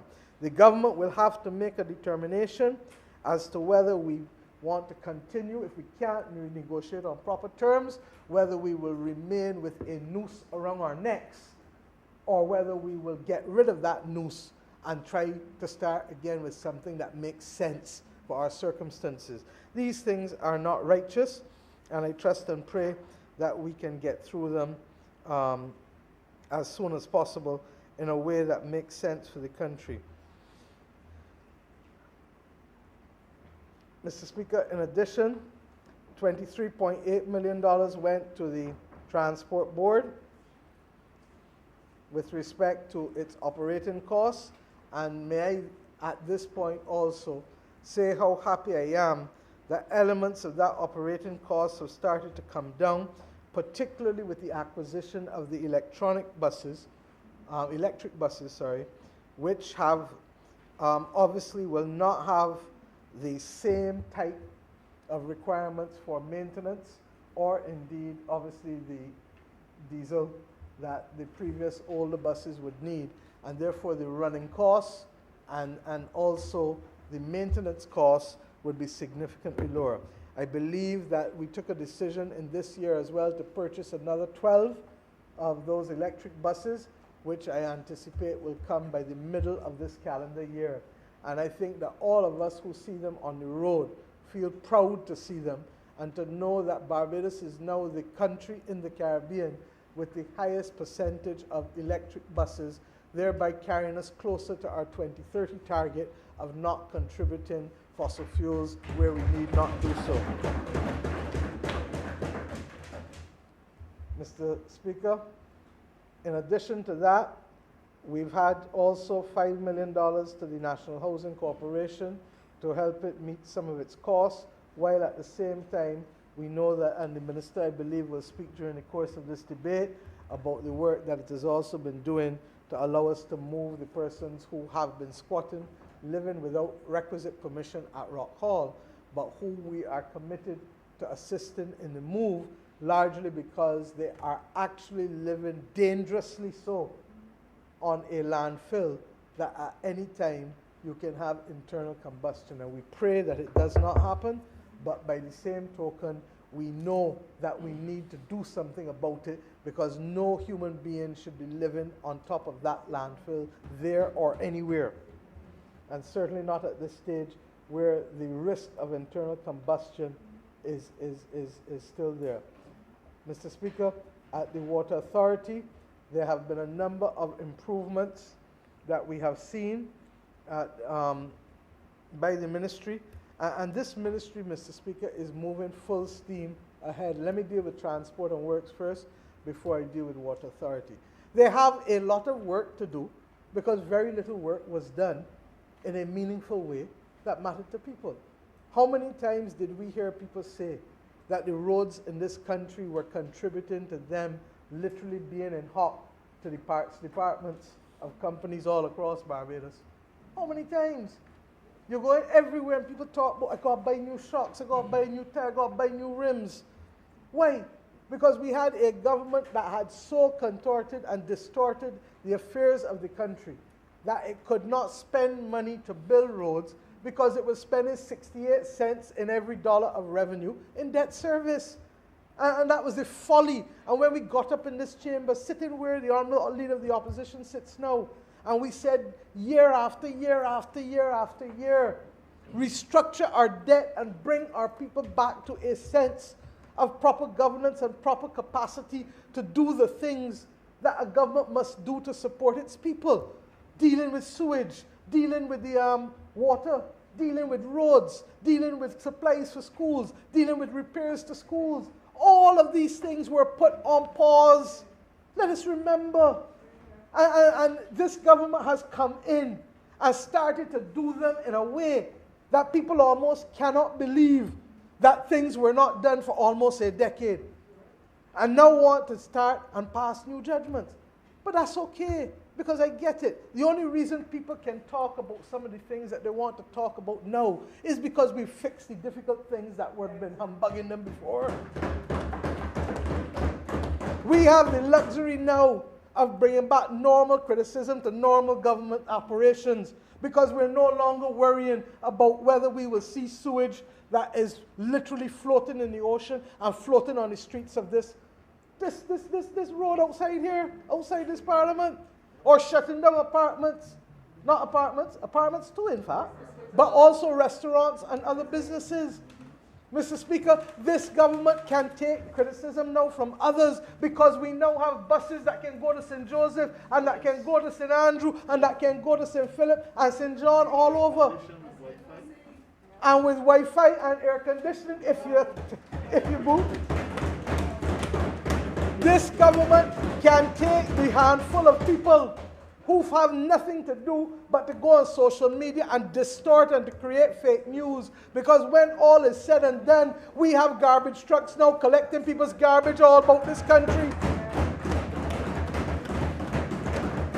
And we're not satisfied even with that, so we're going to move to the next level of being able to ensure that the occupational health and safety of the SSA workers can be met by allowing the contraptions to be put on the trucks to lift the garbage bins, so that men don't have to hoist and haul and throw heavy bits of equipment into the back of a garbage truck. And more importantly, that we can also track the bins and track the trucks, so that we can improve the level of collection in this country and bring it to first world standards.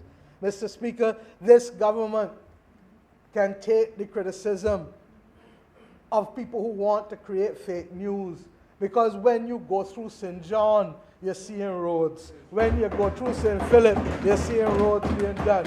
When, not all yet, but we get in there. When you go through St. George, when you go through, the Deputy Speaker reminded me about Goodland. He don't want to be left out of the do. You understand? The Pine, same thing. In St. Michael South Central, Flagstaff Road that couldn't get finished under the last government, finished and now move on to other roads. Remember for St. Michael West Central, I'm told that he's logged in virtually. He should be here. He should be here not because he can't log in virtually, but because he and a member for Christchurch West and a member for St. Lucie and a member for St. John, all four of them shall share in the bounty of what will come to be regarded as the most productive period of road construction in this country since independence. Now, Mr. Speaker, we didn't ask for this, and the truth is I would have rather that we didn't have to put this on our record. But the only reason we have to put it on our record is because the last government did virtually nothing and waited to the very last minute. 6-9 months before the election, and then played at them scraping and literally going and putting on cover without building. I told MTW, don't do it again. Because this notion that you can scarify and just go and repave and leave drains not being done properly so that the water come and take up the same road again, it has to stop. And we have to recognize that if we have a climate crisis in a country, there are consequences. And part of the consequences is that you must redesign aspects of what you're doing, look at the engineering components again, and develop new models and new standards for how we build roads and how we deal with drains and drainage in this country. Mr. Speaker, I don't mind the criticism and the fake news. Because when the people go into Murphy pasture again, and the rain comes in the rainy season again this year, I pray that for the first time, those people down there, they have a huge wide canal. We're finished on that side. We're going across the road now to where the sewage plant is. And then we have to relocate. We had hoped to leave some of the houses there on the side of the canal. We're going to have to relocate a few of them within the city, nearby.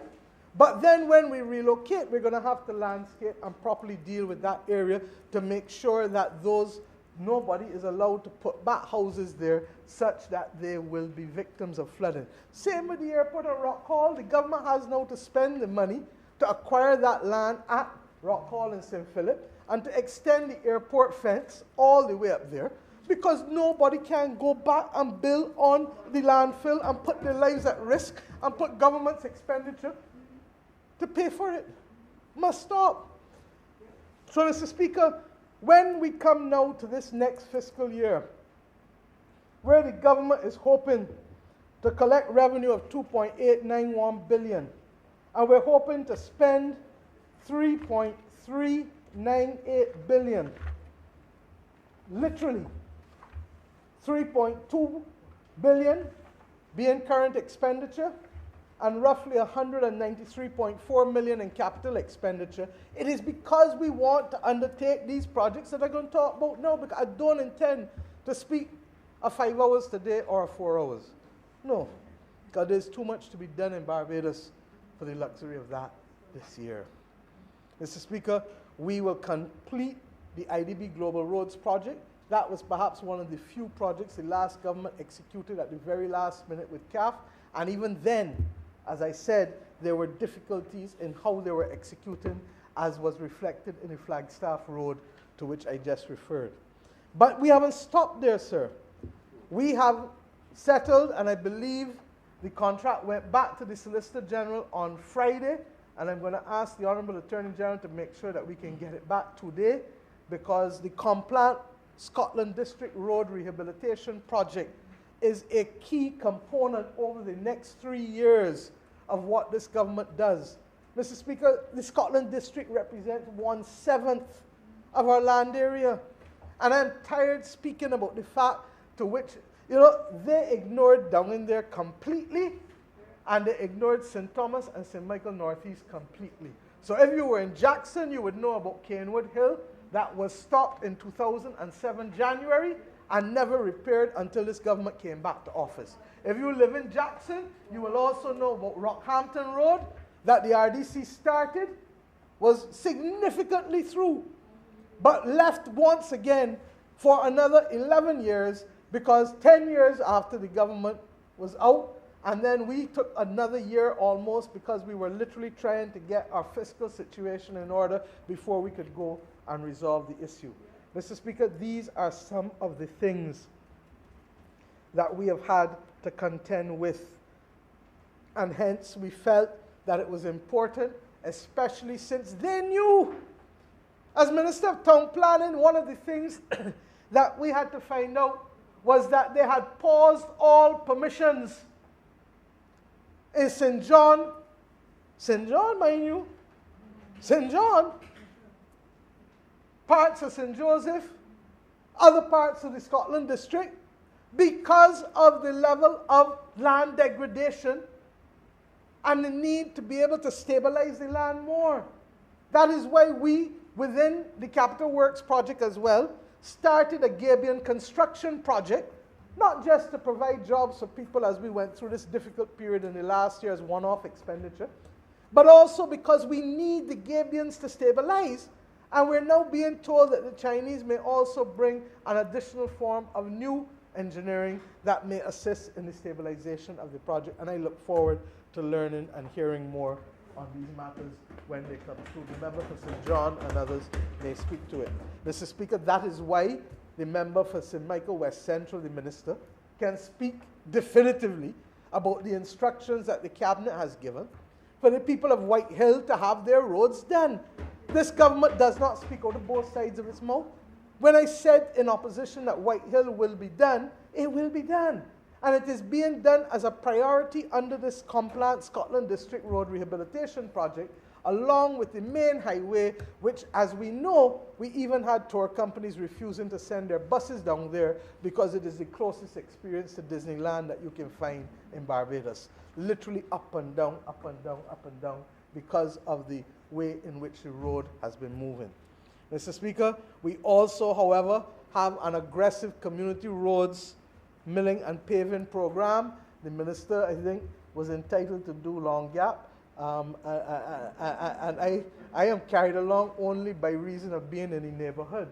But he was entitled to do his own constituency in Long Gap, and that was done only as recent as this weekend. But there are a number of other roads that he literally has been milling and paving. The member for St. Michael Southeast spoke about the ones in the Pine. There are others that I've spoken about. Sorry? Britain's Hill, the member for St. Michael South, is reminding me. There's not a member of parliament in this chamber who can complain with real cause that the member for St. Michael West Central has not been proceeding with dispatch about the business of getting roads done in this country. Then there's the electronic vehicle registration system that will be rolled out in phases. The registration of vehicles commences in May with the ministry's vehicles, then all other government vehicles. And may I say at this point that the government for normal vehicles and cars made a decision last year that we will only buy electric vehicles going forward because the government must lead by example with respect to meeting the 2030 target of a fossil fuel-free Barbados at best.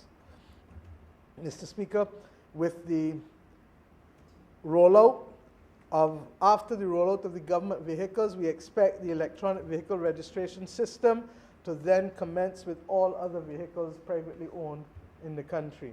The installation of the portals, that is the gantries, the cameras, both the speed and radio frequency identification tags, will begin in June of this year. The new vehicle database, the ministry has instructed us, will be completed by the end of July.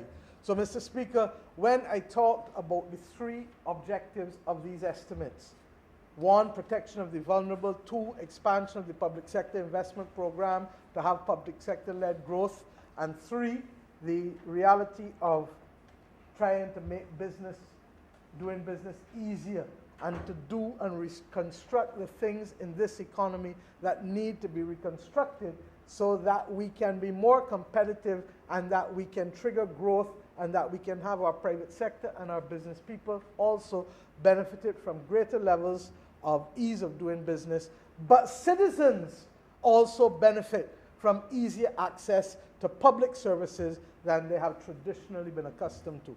And you see it already. You saw it with the certificates of character. We know only too well that people used to have to wait 5 and 6 and 7 weeks to get a certificate of character to go for a job that a man can come for in 3 days' time. You're going in 3 days' time and still can't get it because you're going to wait 5, 6, and 7 weeks. But now you can get it in 10 and 15 minutes, if not on the spot. Mr. Speaker, there's a new regime coming for liquor licenses in this year too. And all of these are things that this government, we have a new regime that will be coming for passports. All of these are things that this government is doing in order to digitize, but the anchor is the establishment of that verification and validation of your own identity digitally, every individual's identity digitally. And it has taken time to get it to this point, but it is critical that we do it because once we do it, we are in a position now to do so much more digitally. And that is what the pandemic has forced us. This morning, much of the discussion in the African Ministers of Finance conference too settled around the importance of digitization in many instances to leapfrog areas of expenditure that you would otherwise have had to undertake. And the most perfect example for them in Africa was that they could leapfrog the building of a fixed line telecommunications network and go straight to mobile and mobile payments with what you call systems like M-Pesa and others that have now become global. We too are trying to encourage both local companies and the credit union movement in this area because ultimately this is part and parcel of our future. And digital payments are as critical to us going forward as any other aspect of our architecture. And that is why this Honourable House would have passed legislation to govern a new national payment system in Barbados just a few weeks ago. I won't breach the rules of the House and reflect on it anymore, sir. Sir, we also, as it relates to the Water Authority, will see the strategic mains replacement continuing.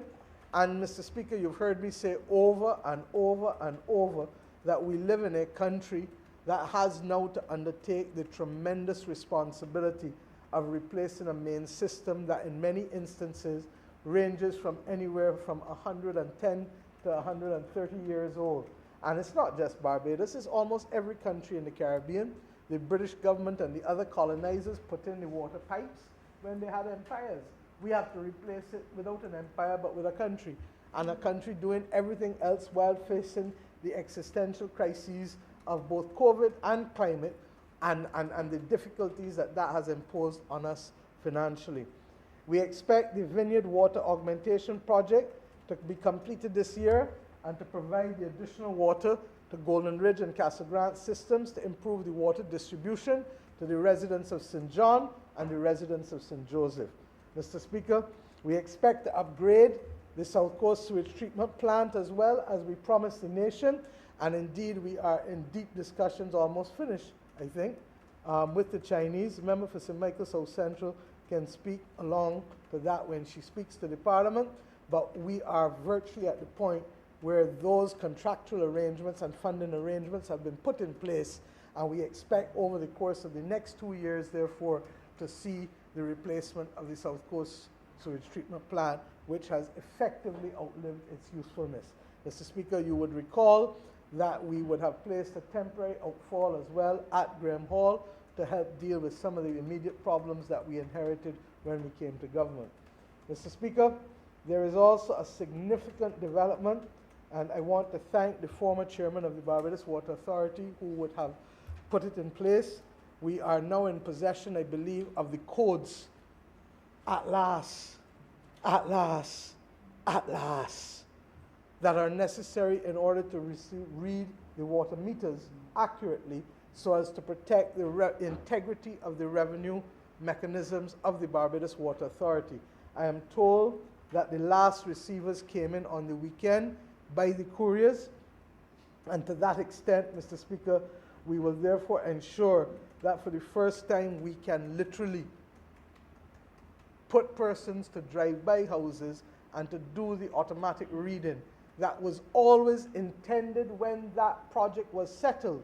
But as you learned from the Auditor General's report, that information was never received, and those smart codes therefore could never have been put in place in order to be able for the Water Authority to properly collect it. I say so, Mr. Speaker, because the Attorney General would tell you that this was a highly, highly, highly contentious and litigious matter, and I'm happy, therefore, Mr. Speaker, that we are in a position now to put this behind us. And as I said, I thank the former chairman may have caused a lot of conversation, but at the end of the day, she did a wonderful job in being able to stabilize the Water Authority and being able to ensure that these things that were missing and the ability to regularize the integrity of its revenue collection can be put in place. I believe there is one other major matter that we are continuing to work on, but she will work on it with the Ministry of Economic Affairs, even though she has tendered a resignation, and we thank her for her time because she has indicated that she has other personal business which is now demanding her time on a full-time basis in her practice. Mr. Speaker, in addition to that, I believe that the Barbados Water Authority has started the process of renegotiating the 2 desal plant contracts that we inherited from the last government. We intimated that those costs were out of our ballpark and that we could not afford to pay at those rates, and I look forward to renegotiated contracts that will allow us to see how best we can access desalinated water when needed, rather than taking large volumes on a take-or-pay contract and paying for water that we will not be taking or using in any time soon. And I thank not only the current team, but the previous minister, who would also have carried us a significant way to resolving a lot of these problems. I refer, of course, to the member for Christchurch East. Mr. Speaker, in addition to that, we expect in this year of our Lord to see significant work being done by the Ministry of International Business and Industry, in particular with the modernization of 2 critical departments, the International Business Unit, with the implementation of software systems there, and also the implementation of new software systems at the Corporate Affairs and Intellectual Property Office that will see them fully the corporate registry being fully digitalized. Mr. Speaker, I truly hope that the digitalization will take place with the deconstruction and reconstruction of all of the rules of CIPO, and I have confidence that the young management team there will help carry us in that direction, recognizing that the complaints against CIPO have been too many and too long for us not to have this kind of serious strategic intervention, and it is coming at a significant cost, as I indicated with earlier, with $2.3 million. But I do believe that if we do that digitalization and we do the deconstruction and reconstruction and the customer service training, that we will see a year from now a far more efficient and effective CIPO responding to the needs of all of its client class. And hopefully the kinds of complaints that would have seen people being rejected for the color of ink or different other things that were appearing to be unfortunate by those who had to use the registry, that they will be a thing of the past. I think that we're all agreed that we can, for what we call simple vanilla-like companies, that we can see a turnaround within hours. But for those that are more complex, obviously the lengths of times will be reviewed, and in partnership with some kind of monitoring mechanism. And as I said to the minister, we need a monitoring mechanism to get the feedback to ensure that persons are not living in a bubble, but that they understand how their client class is being affected and how their client class would want to see things different. Mr. Speaker, the International Business Unit, as I said, will also be going through a program of new software. The Business Licensing Integrated Secure System is a natural extension of the Economic Substance System already implemented in the International Business Unit, and it will add new capabilities such as building a rich and secure portal to enable the competent authority, which is the IBU, and the corporate and trust service providers to apply, renew, and search the international business licenses for corporates, to create a standardized format and database, to protect the data and security principles of all parties, and to enable the capture of data related to business licensing workflows. We expect that there will be cost efficiencies gained through the digitization process, not just for government, but also for the corporate and trust service providers who use the system. There will be less printing of paper, and we've already done this in too many areas of government. I already indicated to the Parliament that, for example, we have a paperless cabinet now for over 2 years, and we have saved significant sums of money by trying to carry the country from an analog Barbados, 20th century Barbados, to a digital 21st century Barbados. Are we fully there yet? No, sir. But we've gone a long way towards making the difference and bringing us in fully to that 21st century. My view is that we will probably take another 2 to 3 years before we can get all of the services. But in addition to that, Mr. Speaker, we have also to take on the additional obligation of cybersecurity, which is absolutely critical for our brand if we are going to, and for our stability, if we are going to carry the country successfully through this transition. And therefore, there's a lot of expenditure that will also be spent in being able to bring about cybersecurity and to make all of our uses of the digital environment as secure as possible. I think even the Ministry of Education realized the risks that they face as they pursued the online teaching. And believe you me, this is as critical a role to be satisfied by the state as is the provision of normal policing and normal regulatory and security services. Mr. Speaker, in addition to the International Business Unit making these changes, and the Minister can speak about the benefits from the mining of the statistics or the enhanced security or the increased global competitiveness or the greater accessibility and availability of information to all. He can speak to all of those things when he gets up in this debate.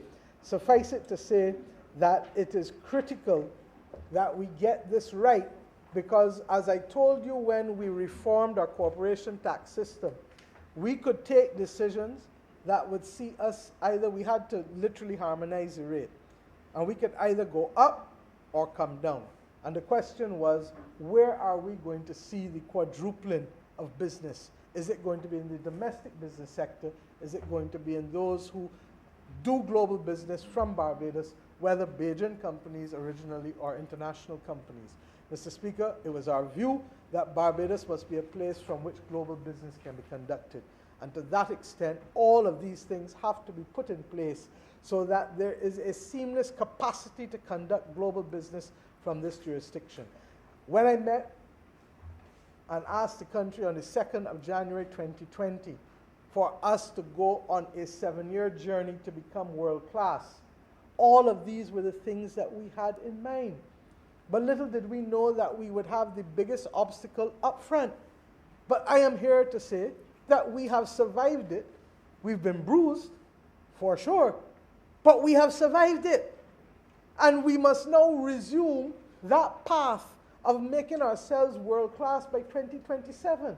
It's not going to be easy, because I think I've shown you that almost every area of social and economic endeavor in this country, every aspect of our governance, requires us to review where we are and stop living off of fumes. Fumes cannot propel the gas or give you gas to propel the car that you need to move. And we've said so over and over.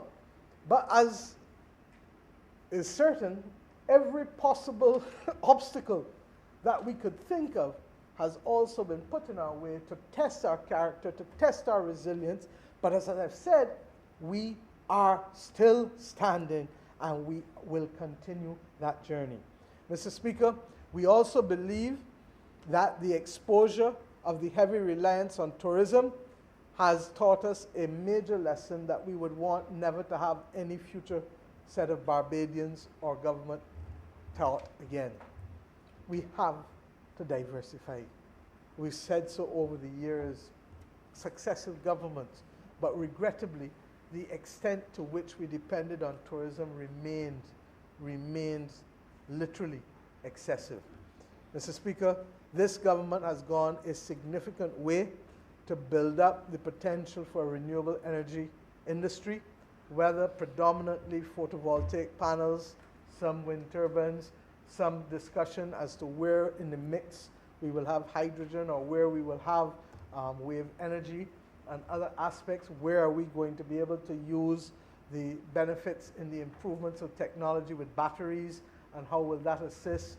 How can we use the renewable energy industry to be able to make agriculture more efficient and more cost effective and profitable, whether from the sugar industry or the livestock industry or the normal cultivation of plants? And in fact, my Ministry of Town Planning is looking at the kinds of conditionalities that we may put on some of the renewable energy applications, largely because we are in a situation where it is land intensive, especially the photovoltaic panels.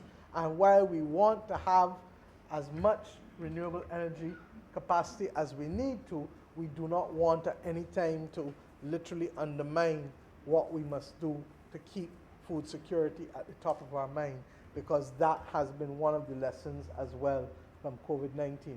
Mercifully, as lead Prime Minister for the CARICOM Single Market and Single Economy, we have been the ones pushing the Caribbean Private Sector Organization that has just been formed, and with whom we've now signed a headquarters agreement for their location in Barbados, to help the region deal with what we set as a 2025 target, but asking them now to bring it forward as much as possible. We had agreed that 25% of regional food imports would be replaced with regional food production by 2025. The region now spends about $5 billion a year in importing food. And whether it is Guyana and Suriname in the south, or Belize in the west, or Barbados going up the island chain right up to those countries that can do their little part, we felt that we needed to be able to have more production regionally and less foreign imports. And we now know, as a result of COVID, that one of the things that has been affected has not only been the whole issue of PPE and medicines and vaccines, but also that the disruption in the global supply chain and logistics chain has also affected access to certain types of food. And it is something that we have to continue to keep our eyes on, because, as I said, as long as the virus remains active globally, then it has the potential to disrupt that supply and those logistics, particularly of food. And we can't take any chances. But I go further. One of the reasons why we offered to host UNCTAD wasn't just about bringing people here, and I'll discuss that shortly, but it was fundamentally about being able to help shape the policy space.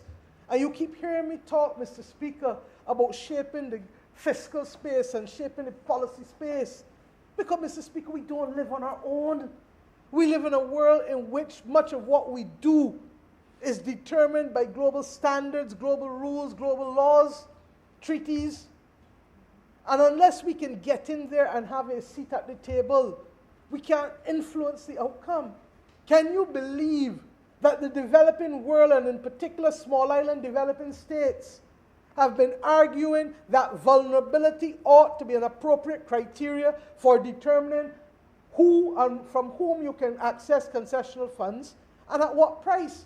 And we've been arguing that for 30 years, 32 years, since 1989 in the Commonwealth Secretariat. Ironically, it was the father of my current advisor, Professor Prasad, who first literally put that there and was working on it. The then Prime Minister, who former member for St. Peter, led a whole framework for the Commonwealth small states. He then tried to pick it back up and to literally propel it, and it went nowhere. And regrettably, I'm not sure if the last Prime Minister did, but I'm sure that he would have tried. And regrettably, now Barbados and other nations find themselves having to pick it up again. Why? Because that is our reality. And the vulnerability came, bam, 90% decline in tourist arrivals. And this year of our Lord, between January and where we are up to last Friday, the number of tourists coming into Barbados, 6,000. Mr. Speaker, we can't do nothing with that. We can't do nothing with that.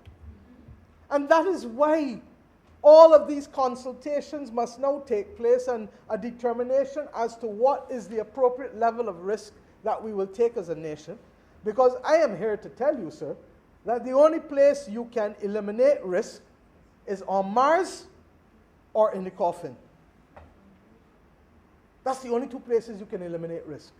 On Mars or in the coffin. Thereafter, we're talking now about the management of risk and the mitigation, the reduction of risk. And therefore, we've tried to do that with a number of protocols that we have, but I'm not going to preempt because I have the tourism industry running me down. But I've said to them, I said we will have conversations, but not just with the owners of capital, that we must hear from the workers, we must hear from the stakeholders, we must hear from all of you, the water sports operators, the taxi drivers, the vendors, everybody who has a stake in the game.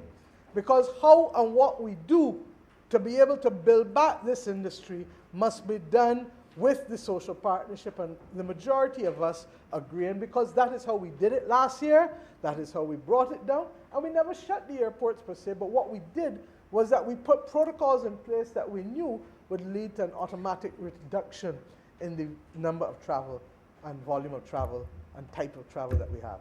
That is why, Mr. Speaker, this government stepped out of the temple of its familiar and introduced the concept of the welcome stamp in August last year, announcing it to the country in July and starting it in August last year. And the member for Christchurch East, when he speaks, I imagine, will update us on the figures with respect to the welcome stamp program.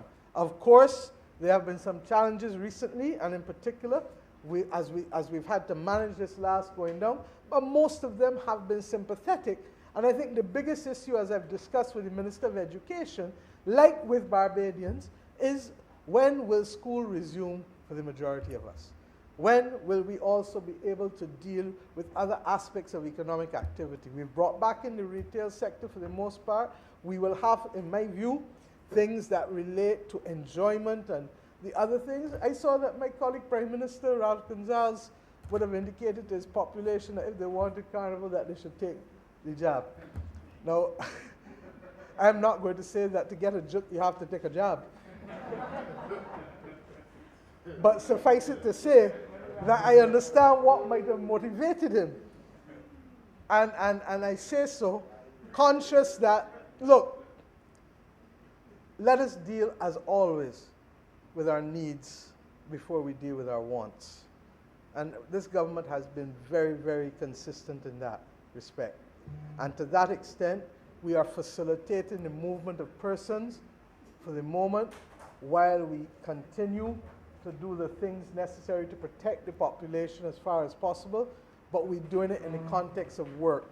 We understand the challenges faced by churches and other types of entertainment and other types of activities, some of which are entertainment, some of which are not entertainment but service club oriented. Those are things that we want to do. They're highly desirable, and in the case of the church, they're essential, but the church has found ways of streaming because of the technology for the most part. But we accept that the more people we vaccinate in this population, the more people are willing to take the chances and to take the risk, because there's been a significant reduction in the exposure to risk of death or risk of severe hospitalization. And only as I speak, another study came out of the United States of America this morning, which both the Financial Times and the Guardian published for AstraZeneca, that shows roughly 79% efficacy with respect to its benefits as a vaccine. So, Mr. Speaker, I'm saying all of that to make the point that we need to be able to diversify the economy. We need to get tourism, yes, functioning again, and we'll come to that, and I hope that those consultations, as I said, will have started. I'm also consulting with the Ministry of Health officials and others and the University of the West Indies to hear their perspectives, so that over the course of the next week, 10 days, we need to be able to settle a roadmap for this country, so that those people who want to do business with Barbados, who want to come to Barbados, who want to engage with us, can have clarity as to when we think we will be in a position to do it again, bearing in mind the fragile state of our fiscal circumstances. We feel, however, and a proposal was made to us for the establishment of a Barbados free zone, and I look forward to that proposal coming to Cabinet shortly, and also its legislation coming to Parliament, because we need to be able to attract foreign direct investment again here, not just in the things that traditionally have done so in recent times, like tourism, and in more recent times, renewable energy, and in some instances, medicinal cannabis. But we need to get some foreign direct investment again in traditional manufacturing, and in also new areas of biotechnology and biogenetic engineering. You heard the Honorable Minister of Health speak to the fact that a supplementary will come to this Honorable Chamber tomorrow that will allow us to make the investment in the labs through a special purpose vehicle that we will form, to be able to deal with our capacity to do the genetic tracing of the various variants. But we don't want to stop there for COVID, because we recognize that a lot of the machines and a lot of the capacity can be built out to do a wider range of things. And Barbados has been lucky that we have a number of persons who are available globally as Bajans who have worked in these areas and therefore can assist the government and the lab more so than the government in being able to build up its capacity significantly. And for us to look at a biotechnology industry and biogenetic engineering as possibilities, not just for employment for our people, but also as means of earning to be able to engage globally at a different level. Mr. Speaker, I have told the country that I chair the One Health Global Initiative with the Prime Minister of Bangladesh for the WHO, the FAO, the United Nations Environmental Program, and the organization that deals with plant wellness, livestock wellness.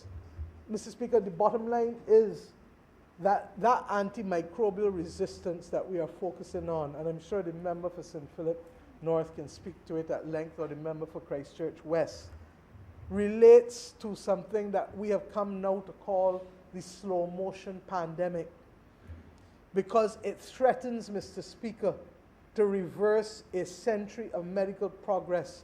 We go to the dentist and we don't think twice about going to the dentist or the risk of infection. People have babies and they really don't worry about infections in the same way that they did before we were able to reduce maternal mortality and the various other things that a century of medical progress has brought for us since the development of antibiotics and penicillin, etc. But yet, what most people don't know is that people are using a lot of these products to raise livestock, or a lot of them in the management of plants and fruit. And when you realize the extent to which there is this over-reliance on antibiotics, you now better understand that in the absence of significant research as well, what you have is a situation where our bodies are resisting and we are not able to fight off the superviruses that exist particularly in hospitals, that emerge in hospitals, and that's why you see so many people dying from hospital-aided infections across the world. Mr. Speaker, it is a serious issue, and that is why this country, small as it is, must continue to produce the kinds of persons and continue to attract the kinds of economic activity that are allied, in my view, to medical services, to educational services, to business and financial services, to the creative economy, and at the same time to look at substantive investments in areas of renewable energy to reduce our imports of fossil fuels, and at the same time to look and see how best we can develop our own domestic industry, but in a way that is consistent with the targets and the objectives that we've set. Similarly with medicinal cannabis, and let me say this for the record, the government of Barbados in these two new sectors have determined that we must create opportunities for Barbadian investment. When I say that we are not prepared to literally allow only others to come in to make money, I mean it. The cabinet took a decision that 30% of any application for renewable energy ought to be owned by locals. And similarly for medicinal cannabis. But we go further. We will provide, and we've said it all along, that the 30% is the floor, not the ceiling. And therefore, there are Barbadians who will come on their own for the renewable energy licenses. There are Barbadians who will come on their own for medicinal cannabis licenses. But because I do not want us to start where the previous colonizers started, and to preserve inequity by having available opportunity, because you know, when 1945 came in the world, while it gave us all of the glorious opportunities and ideals in the charter that essentially became the International Covenant of Civil and Political Rights, that charter, in preserving opportunity and protection, also fixed it in the absence of an affirmative action program, in the absence of a Marshall Plan type program for the colonies, in the absence of a reparations type program. And people don't like the word, and I understand why, but the bottom line is that you compensated owners of capital who own slaves, but you refused to compensate the fact that the country from which you extracted decades and decades and decades of wealth was left to fight the development trajectory on its own with little or nothing other than physical assets remaining in country. It's wrong. We all know it is wrong. And we all know it does not meet the best standards of morality. But, Mr. Speaker, we can't equally, while knowing it is wrong, lie down and cry and pretend that the world can just go past and let us on. Perhaps, as a woman, I know that how much ever you complain that you ain't got enough food in the house, you still got to feed the children the way you got. They've got to be a person of practical affairs. And therefore, we have said, look, that there are persons who may want to invest in medicinal cannabis, and some among the Rastafarian community who we all know have paid the ultimate price for the deprivation of liberty, and in some instances in the region, I suspect, the loss of life, for defending their rights for something that was legal before, 100 years ago, and that may well become legal again. Now, we have chosen to go a measured step-by-step way in this country because that is who we are.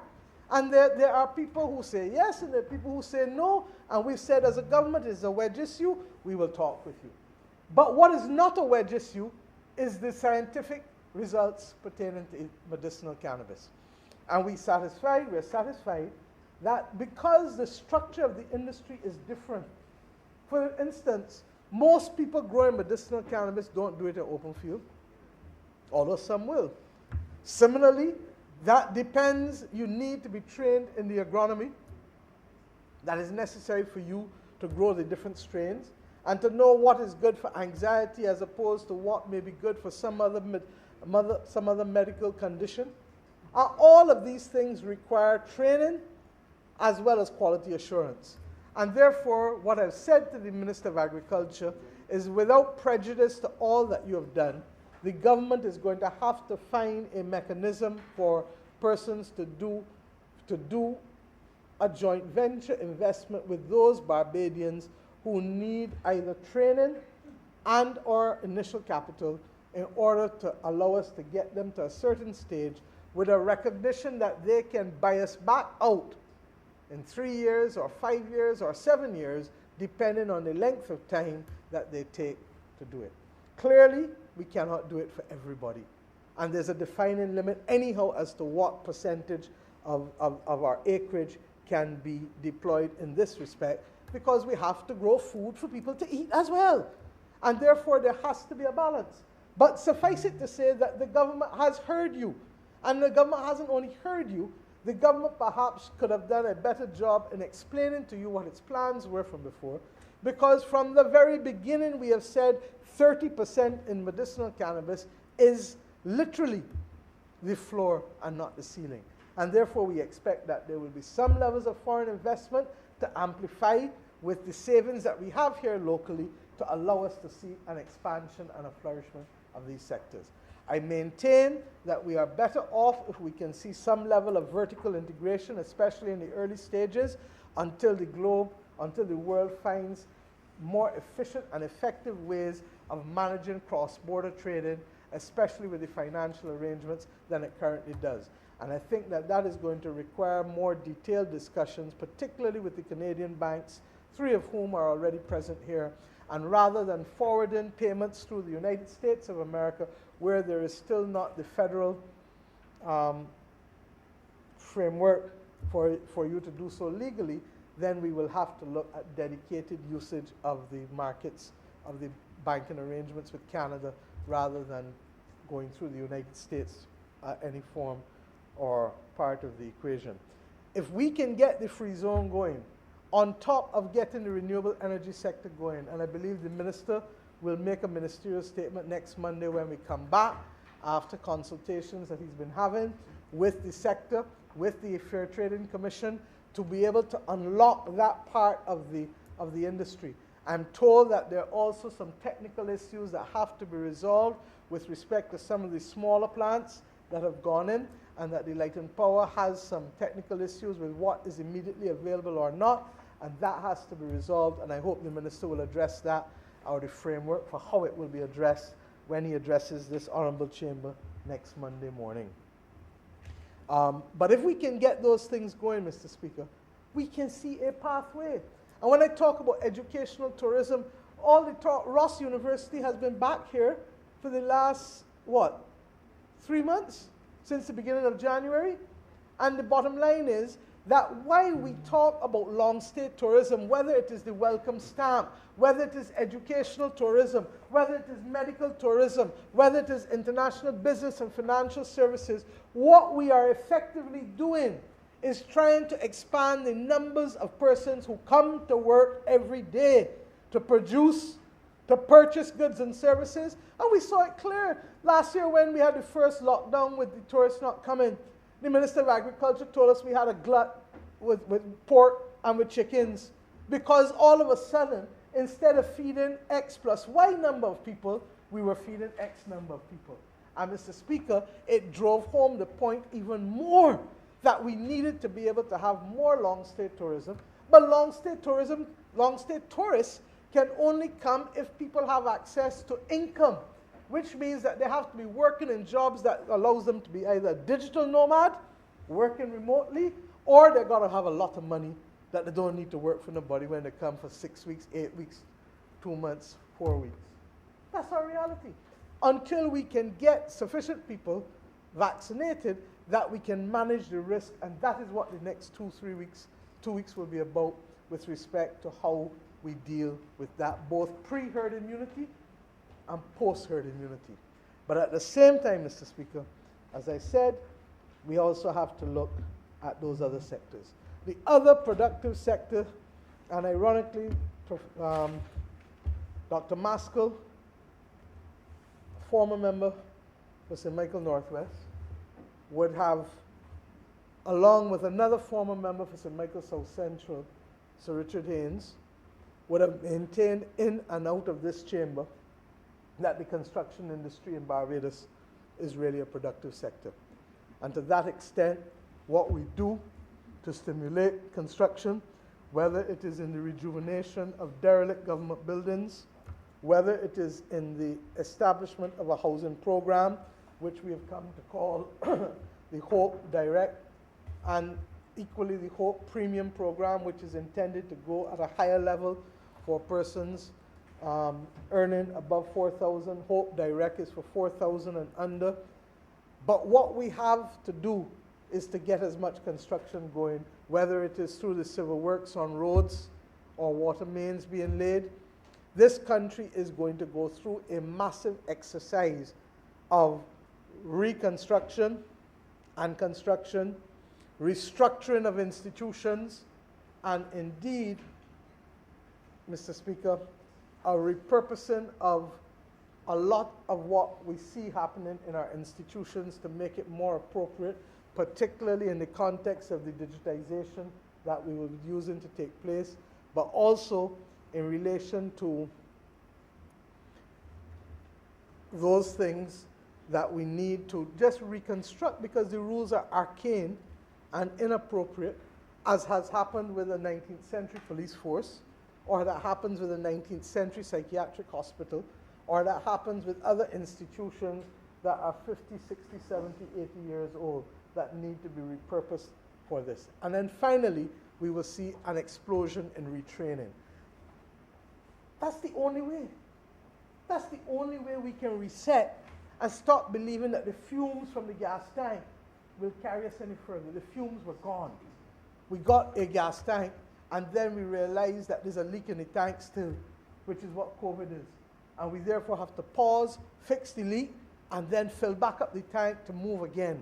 And in filling up the tank to move again, we're going to see a massive explosion in construction and reconstruction with all the derelict buildings. We need to see a massive program of retraining, because how we relate to our jobs, what we can do, how we relate to each other in our jobs, to recognize that we can disagree without being disagreeable, that we can do a whole host of things to boost productivity in a more effective way. We want to be able to have the digital citizenship module of the National Training Initiative done by every student, ultimately in primary and secondary school, and every adult, particularly those, and we can't force you unless you want to access certain government services. It takes little or no time to do. But what it does is that it assures us that you have been exposed or learned what matters in the building of this nation. Why there must be a commitment to excellence. Why there must be a commitment to honesty, transparency, fairness, tolerance, listening to people, not shutting them down. All of the things that are necessary to make how we deliver goods and services more efficient, and to bring credit to our nation by our living, by how we practice what we do, by how we relate to each other. And that by so doing, that we hope it will spill over as people interact in their personal lives with their siblings and their partners and with their children and their parents and grandparents. Because at the end of the day, the training and retraining that we want has to be rooted. So that, Mr. Speaker, you see in these estimates a continued approach towards transformation through training and reconstruction. And that is why when the Minister of Housing speaks again, he'll talk to you about the Civil Works Program and the extent to which we want to deal with construction. But the minister in the Ministry of Town Planning, the member for St. Michael South Central, who does the day-to-day management for me, will also speak to you about the extent to which our use of planning arrangements through it, both in terms of substantive planning applications as well as in planning gains agreements that we are putting on the table, that we are in a position to see more and more economic activity. Mr. Speaker, I hear a lot of talk, You forget that even when we restructured the debt, we never touched the savings bonds that the last government lured Bajans into buying at rates of 2.5% and 3% when you were only getting 0.01% in the bank accounts. We didn't touch it. And even when we restructured the other debt that pensioners may have had, remember we came back immediately and gave back people $50,000 in cash and then gave them bonds going up to $250,000 and then stripped bonds to pay them every year. Mr. Speaker, the BOSS program that was done in this last year, we have seen a large number of public servants and then some institutional investors as well as some private people buying from public servants continue to buy bonds at the rate of about $4.5 million a month. The member for Christchurch East Central can give you the report when he speaks. The bottom line is that this has been a government through CLICO, through British American, through the bonds, through everything that we've put money back into people's hands. And if ever they needed money, it was to get through this last 12 months in this country. So that when I say thank God for this government, I'm not only saying it with respect to the macroeconomic stability that we've still been able to hold a line with against the backdrop of the worst global recession in almost 100 years, worse than World War II, they all agree now. And we're standing. We're bruised, but we're standing. And I ask the people of this nation to walk with us still, because there's a lot of work we want to do. The Minister for Home Affairs is fighting, trying to bring into the 21st century institutional arrangements for our criminal justice system, particularly for juveniles that have been around for more, regrettably, for more time than we hope to recall, Victorian in nature. But it takes time to change it. The Cabinet has had before it a child justice bill looking at a child protection bill. UNICEF has been asked to come in and assist. But at the same time, I wish we had the fiscal space to do that which I wanted to do as Minister of Education from as far back as the year 2000, to build the next step to Alma Paris. That we were to have built 2 more secondary schools like Alma Paris, capped at 300-400, dealing with children scoring under 30% in the common entrance. But I couldn't do that while I can't even get the children home without buses, or the children, parents home, or to work, or the sewage, or the sanitation, garbage trucks that could lead to a public health disorder. I wish that we were back earning enough and growing enough that the next natural stage beyond the 2 schools, one in the south in St. Philip, Christchurch, St. John N, and one in St. Michael, that in addition to them, that we could go to the next step, which is how do we take those troublesome kids that the school system really can't deal with, and bring them into a ward-like program of a residential type program, not at Dodds or government industrial school, but before they get to that point, but after they've started to have some suspensions and went to the Edna Nichols school that can only keep them for a few weeks.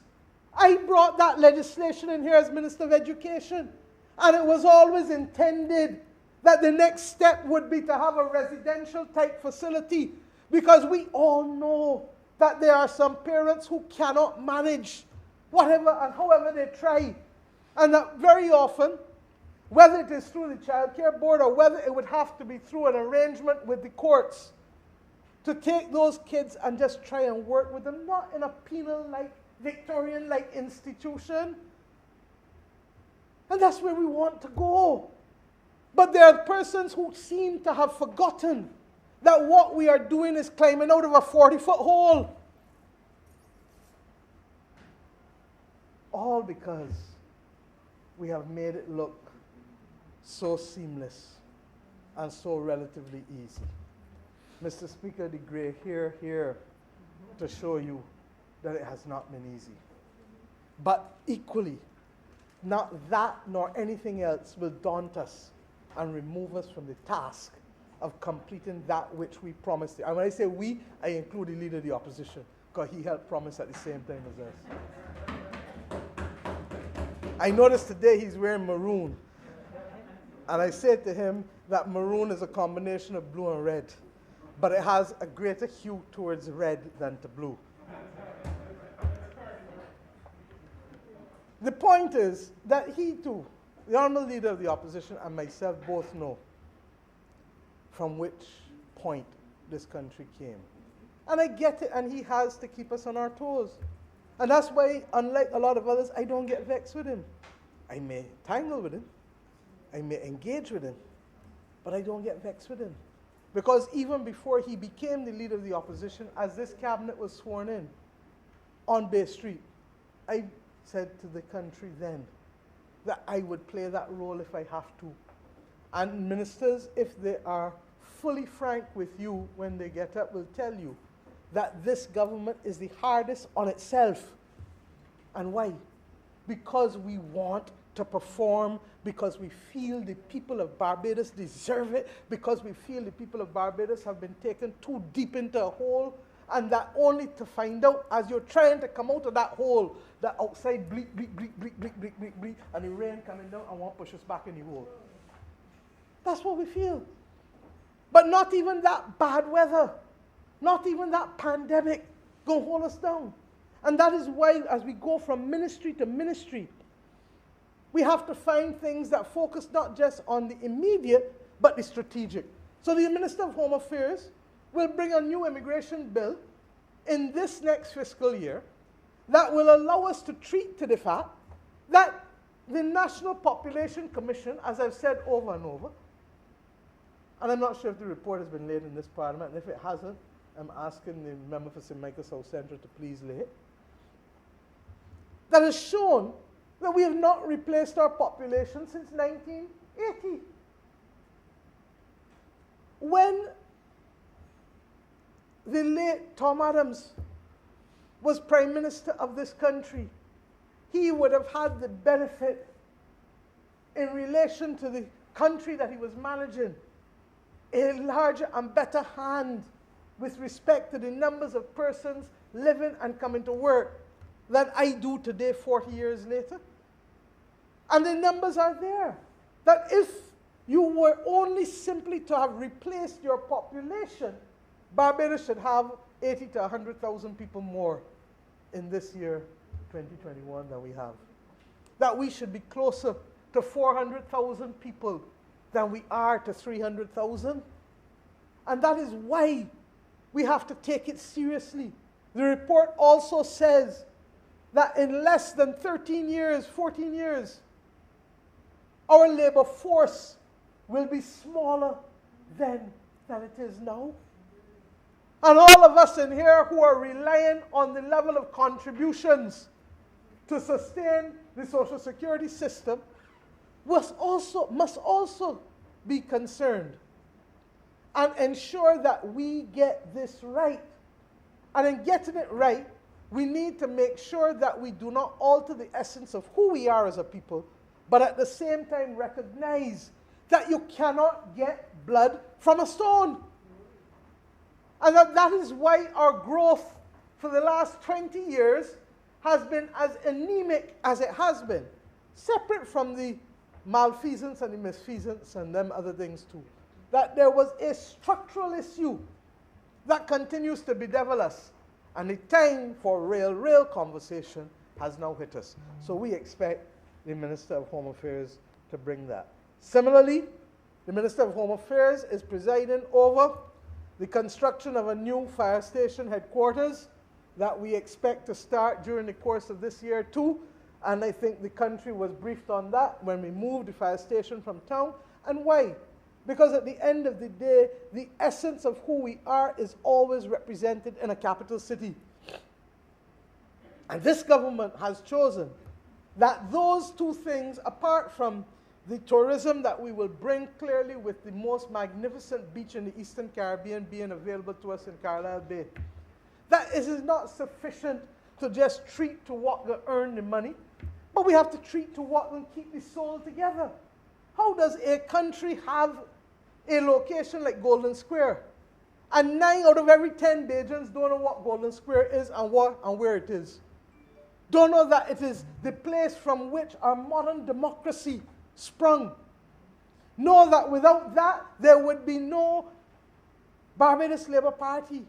There would be no national hero called Sir Grantley Herbert Adams. There would be no Democratic Labour Party because that sprung from the Barbados Labour Party. And that the battles that we fought politically in order to be able to bring our nation whole, to be able to correct the excesses of 3 centuries of colonialism and exploitation and deprivation and oppression and tyranny and murder, could be put behind us. And we have no proper representation of it in this country, and that we were left to only the vagaries of Nelson's statue in the middle of National Hero Square to define us? No, not from the children of independence of this nation. Those men on both sides of the aisle fought too hard, and they would believe that we would have learned nothing from them if we did not make these investments, these one-off investments. And why are we in a position to do one-off investments and not do the school down the road? Because the school is recurring expenditure. The one-off investment allows us to meet the demands of the moment, help people live, build capacity, or do whatever we're doing and move on. And if I can make one critical point, the mistake made by the last government when it faced the global financial crisis, a crisis that now looks like child's play in comparison to what the pandemic has done to the world. The mistake that they made was that they sought to create the loss of that private economic activity in the private economy with recurring expenditure. They just hired and just left people on so that even when the economy was coming back, had it been one-off expenditure that they were engaged in, by 2010, 2011, 2012, that one-off expenditure would have gone. And therefore, there would not be the persistent rising deficits that led to the increase in debt that the country was forced to carry over the course of the majority of that decade. Mr. Speaker, this government could go and open a school like I want to open. I really want to open it. And the member for St. Michael Southeast knows that, because we know that we have to finish those two Alma Paris type schools, reopen Alma Paris, that the last government just shut down on children, 30% and under. And then we need to find that institution that carries the children who need to go in between Edna Nichols and before you get to the government industrial school. It is critical if we are to save our children.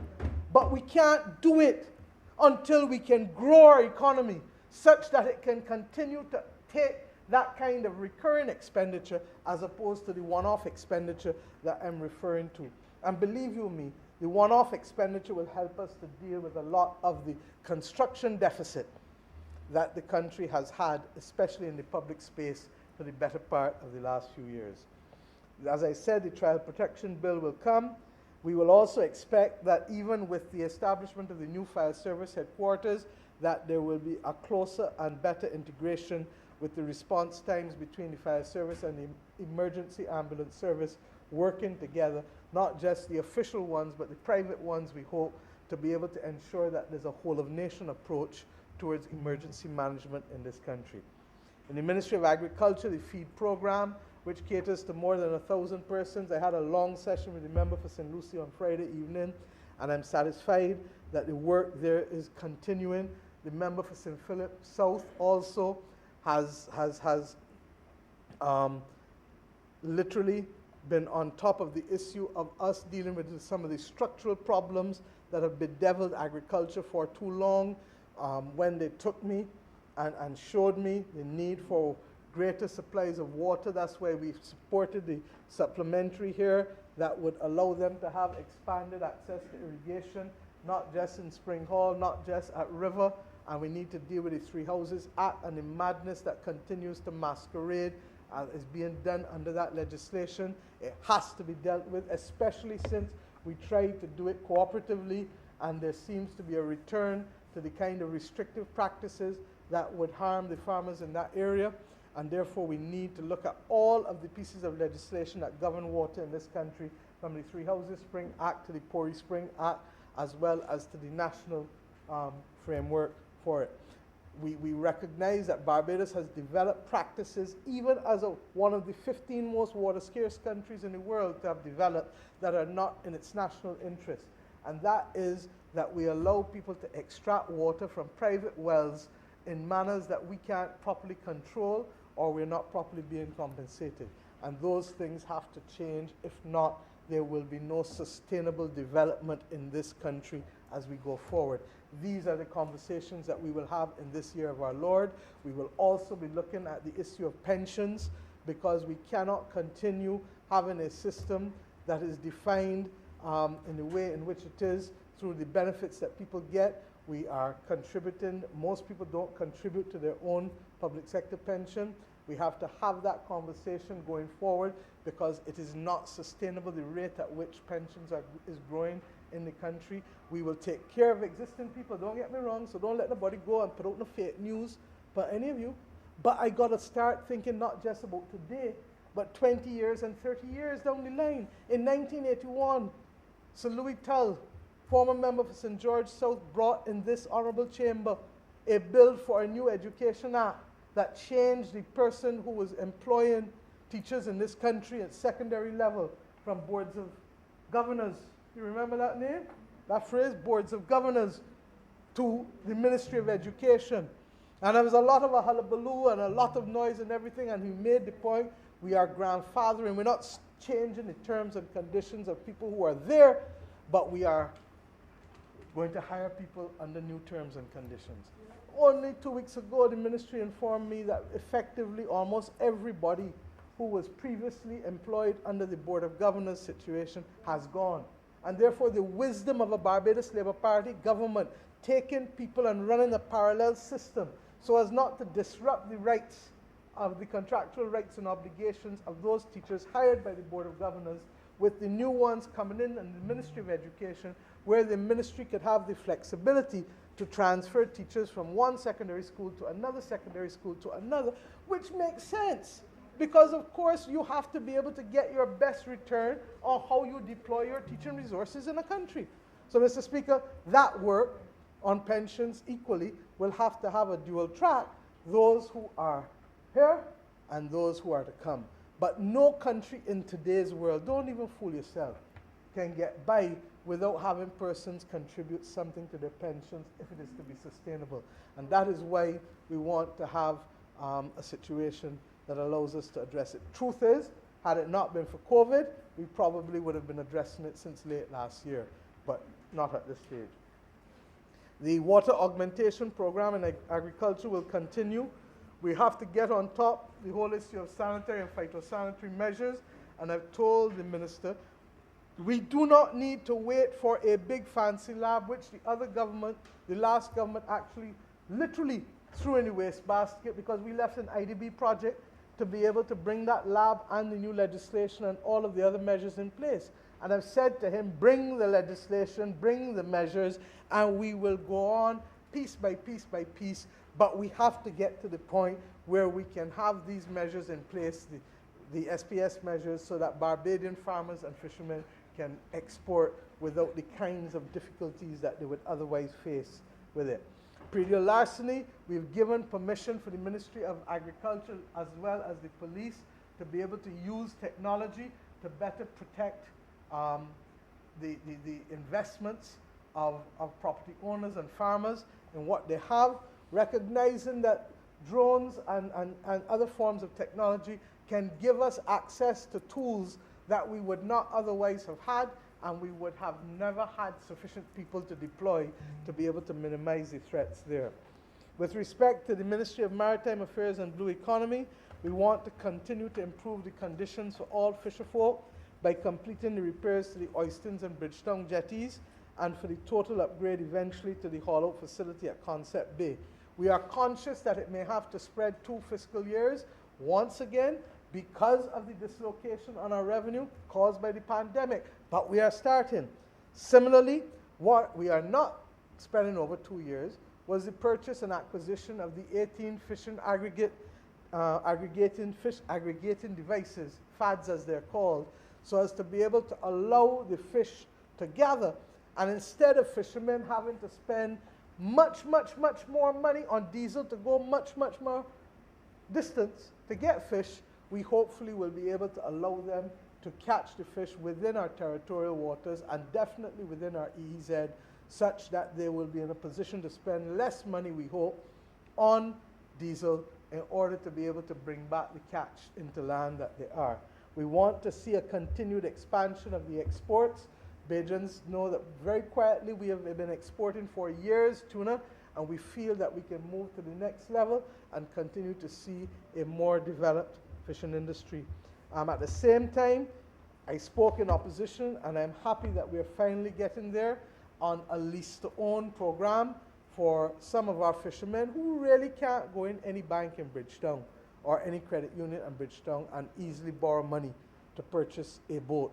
But we feel that through construction and through partnership that we're in a position also to lease, and we're going to start that program. And once again, we will see that go into future fiscal years, future financial years, such that we can meet the demand more and more with our partners. Mr. Speaker, one of the difficult things to explain to this country is that we had hoped to have a debt for nature swap to protect our marine area and to develop a marine conservation area. And the minister cannot wait anymore on it because, regrettably, the confidence of which I spoke earlier has meant that our bonds have been trading far higher than we ever expected them to trade. And as a result, there is not the differential in pricing that would have been otherwise there had our bonds performed like most other restructured bonds.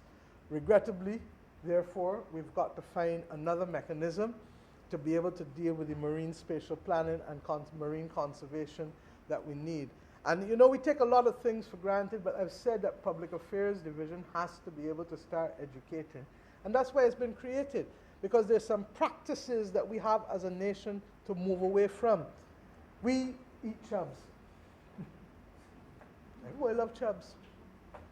I like them bad too. But chubs eat at the sand. And basically and they help populate the sand back for our beaches. So every time you eat chubs, you are literally taken away from the sand that should be going to build back up our beaches. And I think the figure, I don't want to speak out of turn, because I keep telling people I didn't do a lot of science at school, because I had 7 science teachers in the 2 years in first and third form.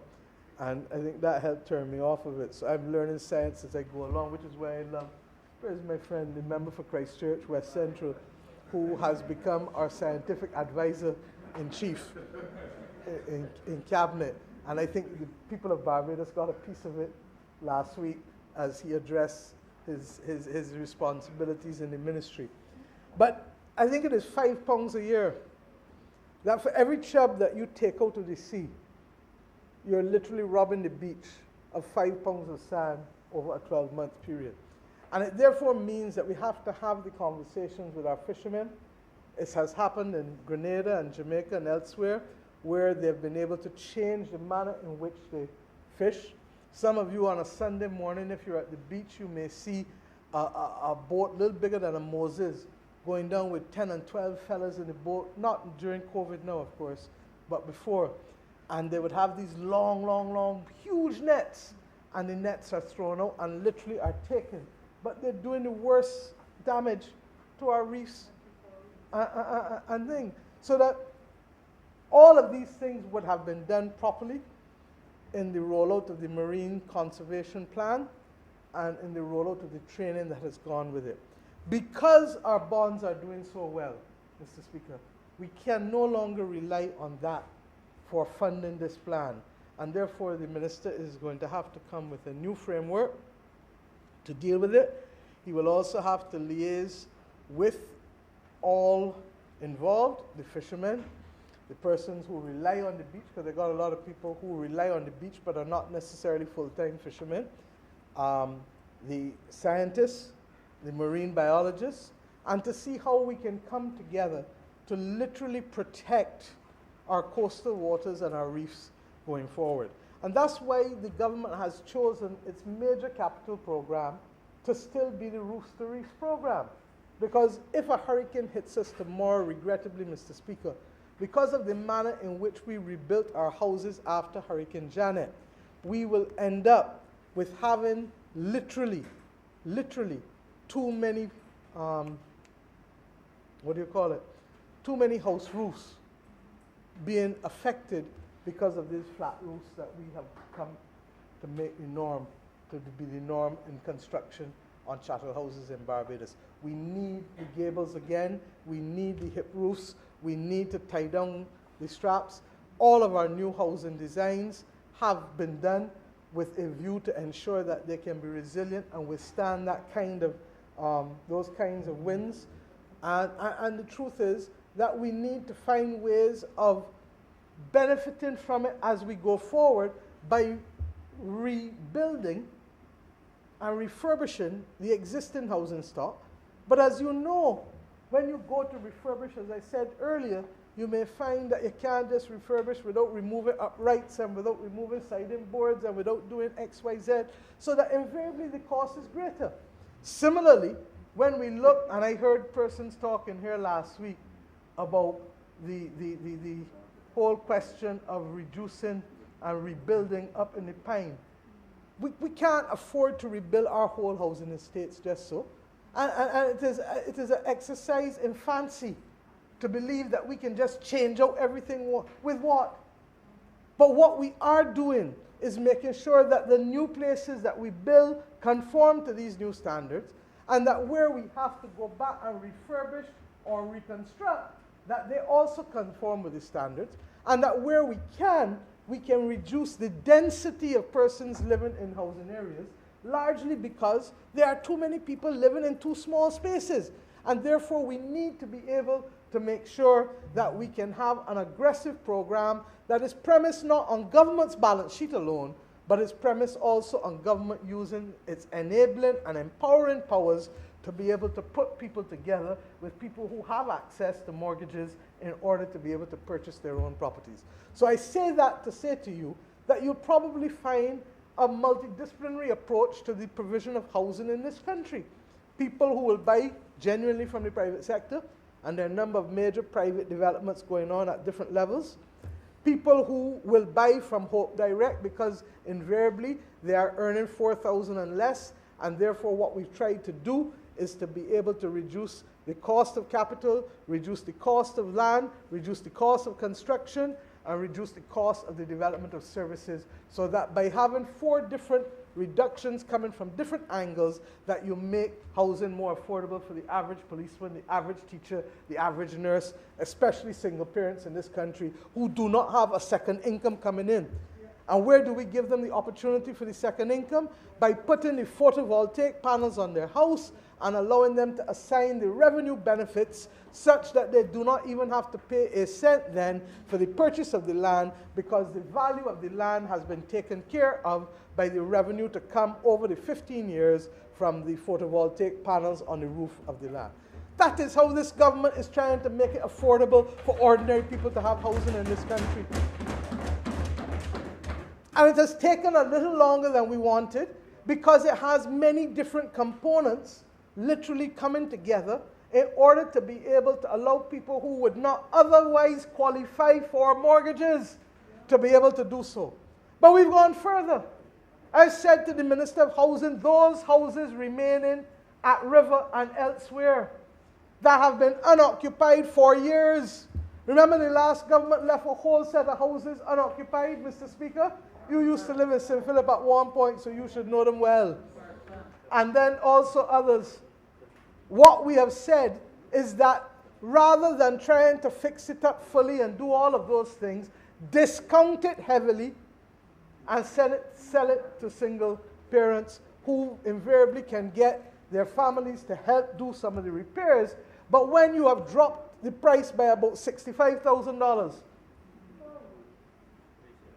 there's more than enough in there for them to buy what has to be bought and to get their families to fix it up, rather than leaving these houses empty and then having the situation of single parents fighting to find somewhere to live in this country and being thrown out. I feel the Barbados Society for Vagrants and Homeless People, they're under pressure all the time.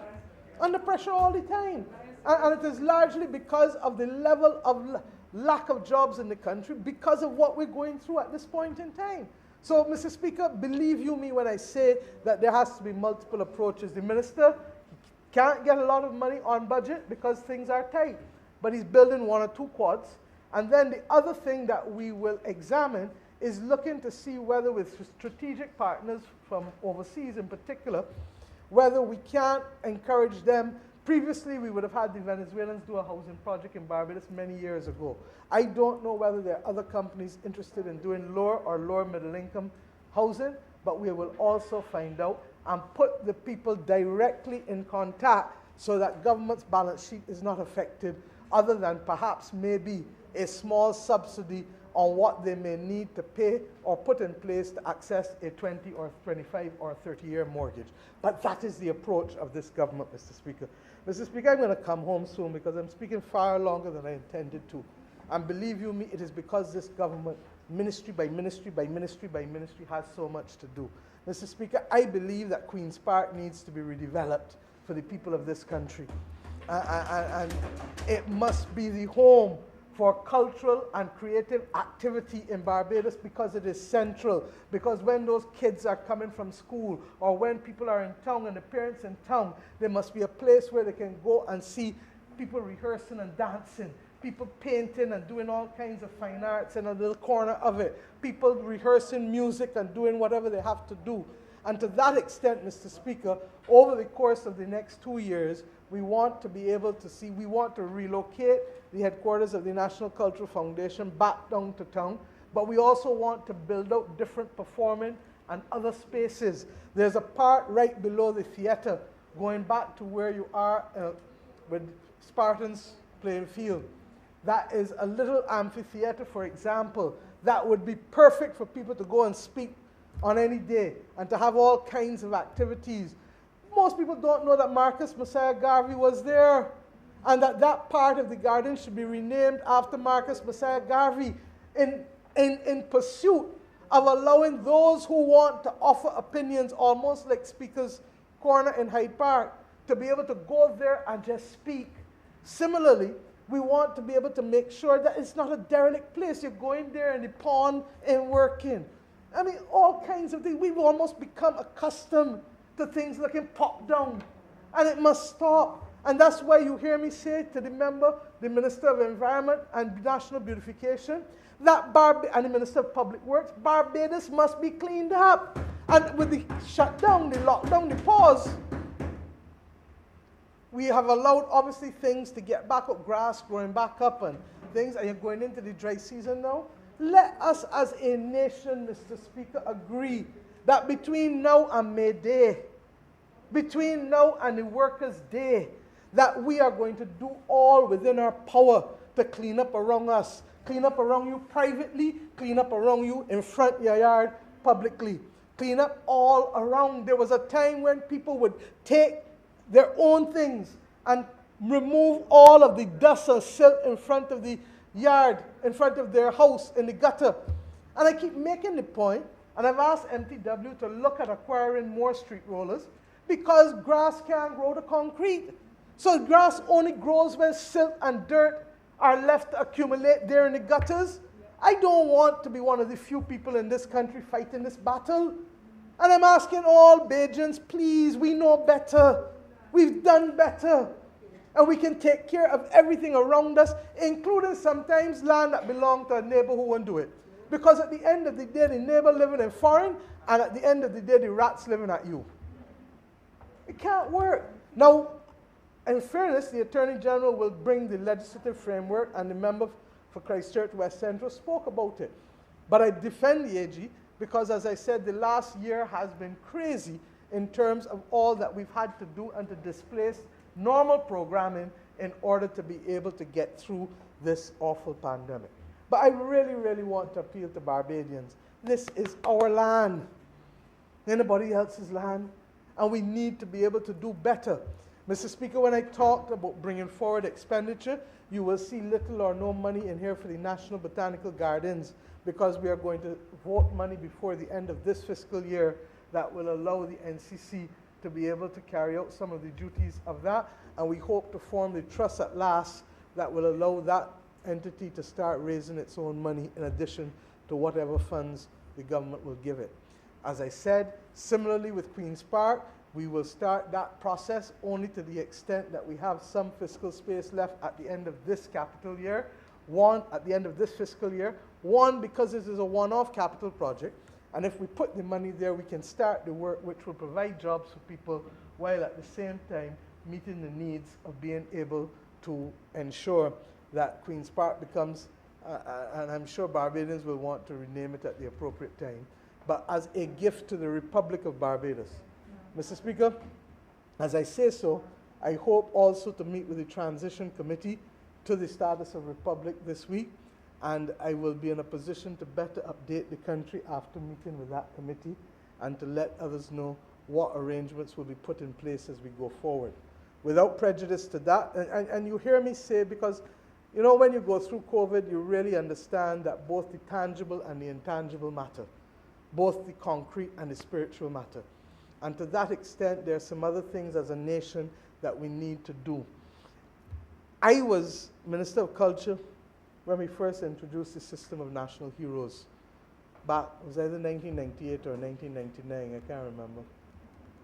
Getting in this thing too long now. No, but the actual thing was 98 or 99. We did Emancipation Day one year, and we did the National Heroes the other year. And we said always then that we would relook the system in 15 to 20 years because we were conscious that we needed to continue to modernize and to be able to capture some of whom we may not have captured, while at the same time look and see who else has emerged that may be worthy of consideration. Mr. Speaker, I did not fully appreciate the wisdom of that decision of national heroes until I started to interact in the primary and secondary schools and with young people in this country. The things that they can tell you about the national heroes that kids could not tell you before. Nobody didn't know anything really about Buster other than they had some people who would gather and have these emancipation talks and walks, and that was the end of that. Nobody really didn't know anything about Charles Duncan O'Neill. They didn't know anything about sufficiently about Sir Frank Walker other than Union Speaks, or Sir Hugh Springer, or he was a Governor General. He ran somewhere about here before, I can't remember. Those were the kinds of responses you got from people. Not to mention our one living hero who continues to occupy. I swear that Sir Gary Sobers must be the most loved person in this country, from all backgrounds, all ages, everything. He is a gentleman truly as much as he is a hero. And Mr. Speaker, I believe that the time has come as the Governor General said in his own speech, for us to re-examine the institution of heroes again and to ask Barbadians to have a say in two things. One, to recommend who else should be considered for heroes, the installation under the statutory framework of national heroes. And then secondly, to recommend what should take the place of Lord Nelson's statue in National Heroes Square. Should it be a representation of all of the heroes as busts? Should it be a representation of a family, which I must tell you I am disposed to, because that was the location upon which families were broken up when they landed here from Africa? Should it be some other kind of representation? I don't know. But we will have a two-step process, and the minister in the Ministry of Culture, the Honourable Member for St. Philip West, will help me manage it. One, that we will go to the public now for recommendations for national heroes to be recommended by a committee, then for it to come to Cabinet for final settlement. And we would want to be able to announce that by National Heroes Day. But secondly, that we would also have a framework for the concept, not the actual design, but the concept of what should go in National Heroes Square.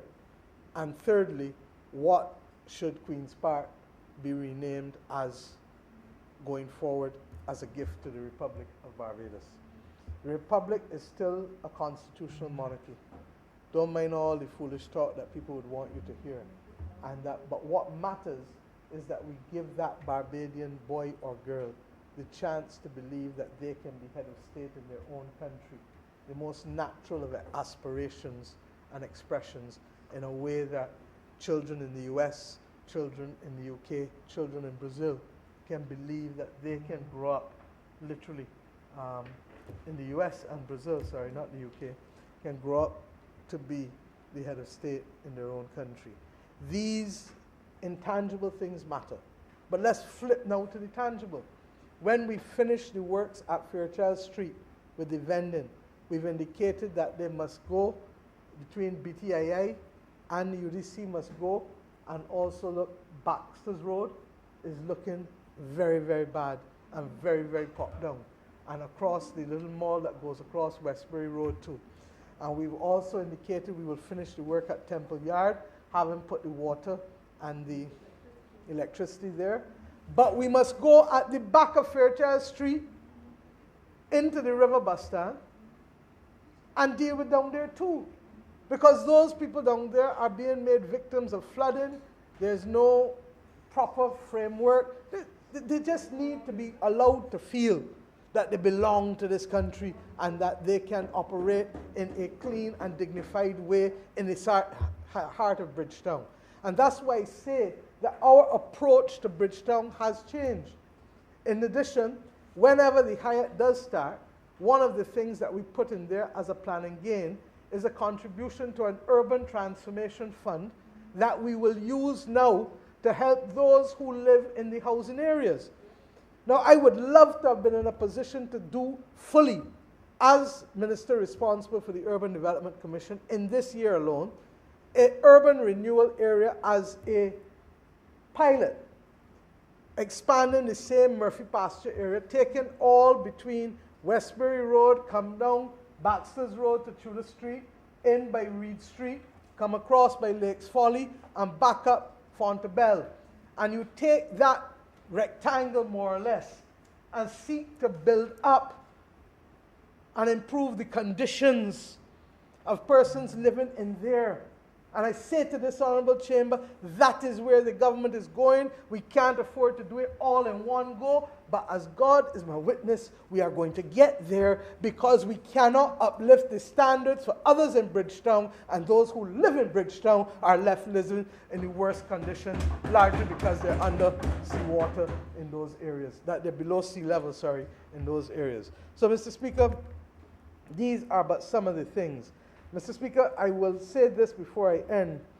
This government also had the Minister of Foreign Affairs address it 2 Saturdays ago. And as he did so, before I go down, let me just say something on finance. The Financial Services Tribunal, as addressed by Her Excellency in the throne speech, will also be established in this next fiscal year. And this is to address long-standing complaints of consumers for financial institutions, for the conduct of financial institutions. We believe that the rights of citizens to financial services is critical, and that if we're going to have financial inclusion, we have to do this. It's one of the reasons as well why the digitization of payments and why we're having the new framework for our payments in the country. All of these things are helping us to move to a stage where we can allow for greater financial inclusion. It is why the Minister of Small Business has been mandated as well, not just to bring legislation for the decriminalization of vending, not just to expand opportunities to the vendors and all of the others under fund access and trust loans, both of which received capitalization in this through supplementaries this year and will continue to, and both of which helped us to support all of those people who had to be supported, from shop owners to vendors to fish market persons, to all of them during the national pause in February. But separate from all of that good work they're doing there, we need a comprehensive program of financial literacy. But we understand the importance of everybody being able to read and write in this country so nobody don't take advantage of them. But I want us to understand the importance too of understanding how our financial system works. Because if we allow people to understand it, then they're in a better position to invest and to do things rather than simply putting money in a bank and getting, in fact, you're paying the bank to keep the money as a security service, because the interest is so low and the fees are so high that at the end of the day, you paying the bank more than the bank is giving you. And that is why the Financial Services Tribunal is so critical. Mr. Speaker, I have, for example, a meeting with the Kenya Commercial Group tomorrow morning, trying to link them with local providers. And why? Because the level of sophistication that they have had to show in their market, they went through the same thing. Barclays Bank and others picked up and left them in a lurch. And they had to rush and find how were they going to meet the needs of ordinary Kenyans and to bring about financial inclusion. And in circumstances where the population is 49 million and where the country is hundreds of thousands of square miles. And what did they do? They used the technology to suit them. But they also anchored it in transparency. You go on the Kenya Commercial Bank website now, and you will see the list of all tariffs charged by the banks, all fees and rates paid by the bank. And that is where this country must go, so that Bajans feel, whether it is banks or credit unions, that there is a level of transparency and a level of commitment to protecting their rights in this country. Mr. Speaker, consumer protection and dispute resolution will also be a key component of the legislation coming to establish the Financial Services Tribunal. There will also be a new customs bill, Mr. Speaker. The Customs Act under which we are operating is arcane and archaic and inappropriate for a modern Barbados. We've already had a number of reforms to the Customs Department. We were able to put a control of customs in place in circumstances where there was no appointed controller in this country for more than a decade. And as I used to call it, it was Hollywood. Everybody in customs was acting. And then what made it worse was the intransigence of the previous government and the previous Minister of Public Service, who could have easily created the post of Customs Officer 4, which we have created, and that has led to the appointment of more than 120-something persons. But you know, Mr. Speaker, the more I talk, the more I realize I'm forgetting. Because this is the same government that on the 1st of October made it possible for public servants who have been acting in position for 3 years or more to be appointed without more in this country, in the middle of a pandemic. If I had to draw a metaphor, sir, even when the bowling is tough, even when the Yorkers are coming, this government is finding its way to look and play selective shots, not random, reckless shots, selective shots that can improve the condition of Barbadians, whether as savers by receiving the arrears, victims of CLICO and BICO, public servants who had no pay increase for 10 years, who got a 5% increase, who on top of that got a compensatory income credit such that any person earning between $25,000 and $35,000 a year, just over 2,000 Barbados dollars a month and just under 3,000 a month, would have received back as part of that $62.6 million in refunds all of the taxes that they paid in the income year 2019 to 2020 in the middle of a pandemic, Mr. Speaker. And Mr. Speaker, I hear sincerely the concerns of those who are worried about the minimum wage. I hear the concerns, you know. But this government has determined that we have to, I kid you not, that we have to consider a fair wage or even a living wage for people in this country. And that people who believe that it is going to trigger all kinds of increases are not applying themselves or their hearts to wisdom or to the fact that we need to be fair first and foremost. There are some wages that people cannot support their families on. And that is why this government is making the decision to go this route. And let us be clear, when you pay certain people more money, especially at the top, they save it. When you pay people at the bottom who are not getting enough already, they spend it. And once they start to spend, the money starts to circulate in the same economy. So that those people who want to arbitrarily, even before this thing is given a chance, carry up prices, rest assured we have eyes, we have hands, we have a voice, and we have parliament. And we have parliament. I am not going to agree that people are going to be unfair in this country because this government is doing the right thing, which should have been done by a government of Barbados to protect those at the bottom of the working chain in this country from unreasonably low wages. And therefore, come April, as promised, April 1 will not be an April Fool's joke for those earning minimum wages in this country. It will be a new deal, not an April Fool's joke. And Mr. Speaker, I look forward to Cabinet receiving, therefore, this week the draft order that will complete the process. We have gone through the Blue Ribbon Committee. We've come back to Cabinet. We've published in accordance with the legislation. The time is now to consummate the deal with ordinary working Barbadians who have little or no options other than to rely on a government intervening on their own behalf in this nation. Sir, I also indicated that we need to have legislation governing fair credit reporting to allow on the appropriate establishment for credit bureaus. But it would be naive of me not to recognize that even just the establishment of the National Digital ID card is going to make it that much easier, particularly if you have a digital payment system, because if you're using a digital payment system, it then makes it easier for those who are doing the reporting to gather the information so that persons' credit can be assessed quicker and persons can therefore leverage their credit in order to expand, whether in their homes or in their businesses as necessary.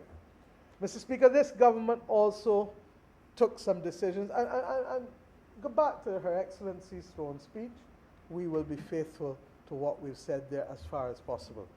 But we also indicated that, and you heard me today talk about fiscal space and policy space. It's not with the social partnership that I'm having those discussions, regrettably alone. It's not with people regionally alone that we're having these discussions. We're having to have these discussions globally.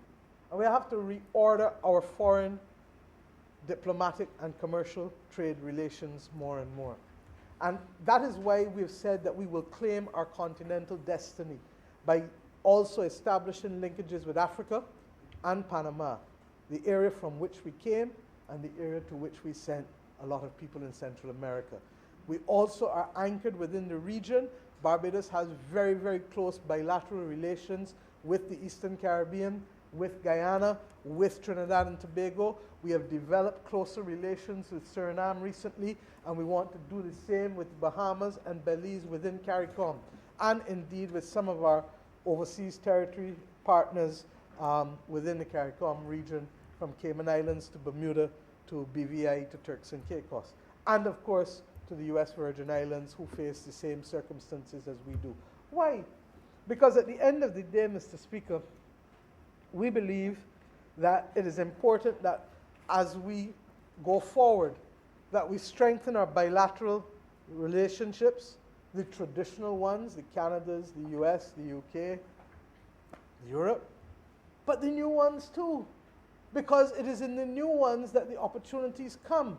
And that is why we expect that over the course of the next year going forward, that our determination to be able to establish new entities, particularly given that technology allows us to do it with very few people now in place, rather than large numbers as was needed before, that we need to do it. Because somebody, I'll never forget, Mr. Arthur used to tell me all the time, things happen when somebody comes to work every day to make it happen. Never forgotten it. And therefore, if we want to see progress on these multiple fronts, then we need to be able to have persons positioned to do so. At the same time, we have to reaffirm our commitment to multilateralism. And you've heard me say so over and over. So how can you have 3 United Nations headquarters in the world? One in New York. We get that because you go to the General Assembly and the Security Council there, and that's the main location.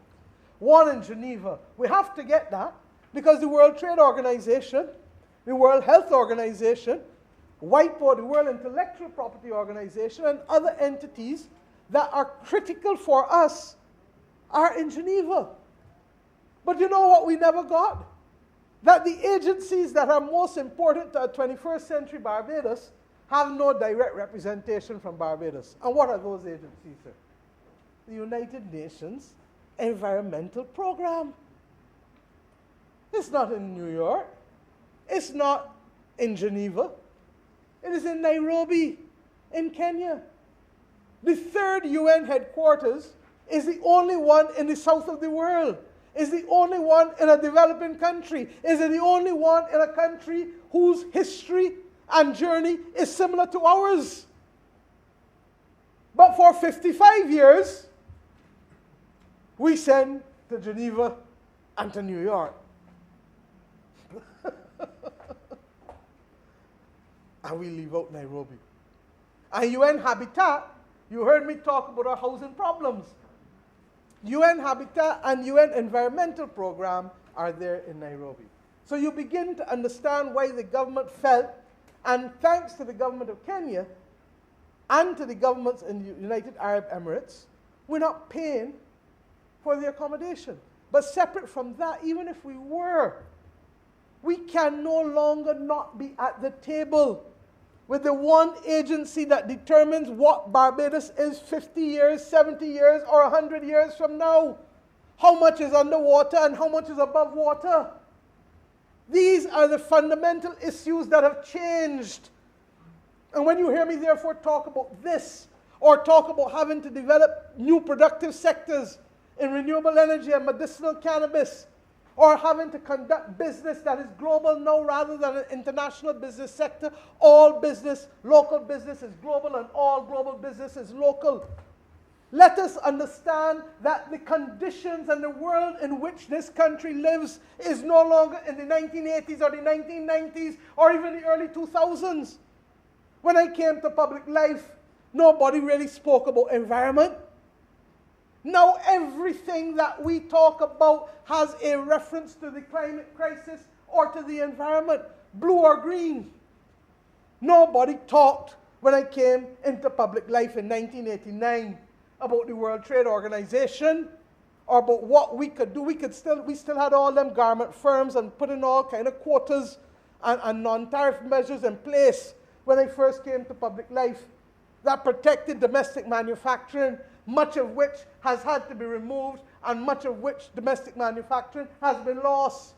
And therefore, what we have to do now is to create a manufacturing sector that is built not on high volume, low value manufacturing, but is built on high value, low volume manufacturing or high value research. And that is why the free zone is so critical to us in order to be able to complement already what we've done with the reduction of corporate taxation in this country.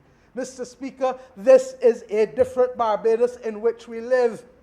When I came to public life, we had diplomatic relations with China, but we did not have the level of deep engagement with the Chinese that we have today. And therefore, having an office there is absolutely critical. And to use Barbadians who are fluent now in Mandarin becomes the order of the day, because before, people would rush and try and speak English because they felt that they were on the ascendancy. But now when they're almost there, you guys rush and speak Mandarin? It's called being unequally yoked. And then literally the tables turning. Mr. Speaker, we have therefore taken decisions, and it has not cost us more than just over $1 million for all of these to be able to have a presence in a number of jurisdictions that we believe will make a fundamental difference to the economic and commercial opportunities available to our country for the trade in services and goods going forward.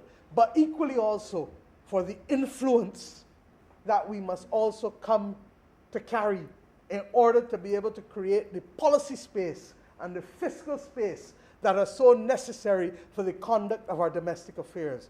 Barbadians did not realize that when Tom Adams brought the international business sector into this country, that its growth would allow us to have reduced taxes on a range of income, corporation, and land taxes because of the extent to which that was contributing to the corporation tax revenue in this country. And I want us, therefore, to have these discussions because the world in which we live is significantly different from the one in which we have grown up. And unless we are in a position to carry our people along every step of the way, then we may be minded to make decisions that do not benefit us in the long run, out of fear and out of fake news. The two F words that must be left out of our conversation as a nation. Mr. Speaker, I am not going to keep this house much longer. I've spoken more than I wanted to, but I feel, and I feel it, but I feel that even at this most difficult time in our nation's history, that Barbados has a bright future ahead of it. We have known what it is to work hard for anything that we want. That's been our lot in life. But even as we work hard, we know that once we prepare ourselves, once we remain faithful to it, that we can make it. Is there room for improvement for everyone? There is. There's room for improvement for me. There's room for improvement for everybody in this chamber. There's room for improvement in the public service as it reorients itself to deal with a different environment because we're no longer dealing with the analog Barbados of the middle 20th century. There is room for improvement from the private sector. I haven't talked a lot about the doing business initiatives or the fact that we're going to have to put in and move in money for our delivery unit, because the truth is that Barbados' traditional economic advantage came from having a stronger, well-performing public service than most countries in the world. But many of the countries have leapfrogged us. Many of the countries have introduced systems that we didn't want to introduce for all kinds of reasons or that the previous government ignored. Whatever the reason, they have leapfrogged us in too many instances. And now is the time for us to take back control. Mr. Speaker, we lost some things that we wanted to do in the last year. I hope we can do them in this next year. We want to create a balance sheet of our non-performing assets known as the Barbados Legacy Fund so that we can start to export capital so that the next time there is a major domestic recession or depression, that we can still be earning from outside and not only from what we can earn within. That is why I say I'm not only interested in GDP, but also in gross national income, because what we earn, whether on this rock or outside of this rock, must come to matter as we go forward. Mr. Speaker, if there is a lesson in all of this, It is that the engagement must be real, must be continual, and must not be abandoned. Because I know that within the context of this nation, we have the capacity, we have the resilience, we have the character to be able to get through this journey. Recognizing that even as we seek to do so, we remain at risk to other threats that are beyond our control. But I know, as I've said over and over in the last year, just as the Minister of Health has said that there shall be no retreat or no surrender, I know that with the Lord on our side, we shall have no doubts nor fears, and that we shall continue to carry this country from strength to strength. These estimates represent the first step in 2021 to 22 as we try to turn the corner from what will come to be regarded as one of our bleakest years. 2020 was the year to perfect vision. It perfected it, but not in the way we expected. It perfected it because it allowed us to remember the value of life, of family, of a job, of our environment, of so many things that we had taken for granted for too long, not just here, but globally. It is up to us to allow that renewed commitment not to evaporate, but to be built upon, such that that wish that I expressed on 2nd of January 2020, for us to become world-class by 2027, can be resumed as a national journey on which all of us are committed. And as I keep saying, I don't need to get there with you, but I need us to stay the course. And I mean that sincerely, because this country will only regain its preeminent position if it is prepared to do the hard things that it used to do, and that it stopped doing simply because we didn't like to hear the voice of people complaining, or we didn't like to do the difficult things, or we didn't like to have the difficult conversations. All of us know nothing in life comes without sometimes confronting challenging circumstances. And we, Mr. Speaker, as a government, will remain committed to the people of this nation, because we feel that Barbadians have already been exposed to far more than they needed to have been exposed. But we need now to learn the lessons and to commit one by one, all of us, to being able to make this nation that place where all of us, those who are born here and those who are descendants from those who are born here, want to be here as a matter of choice, not as a matter of obligation. Why?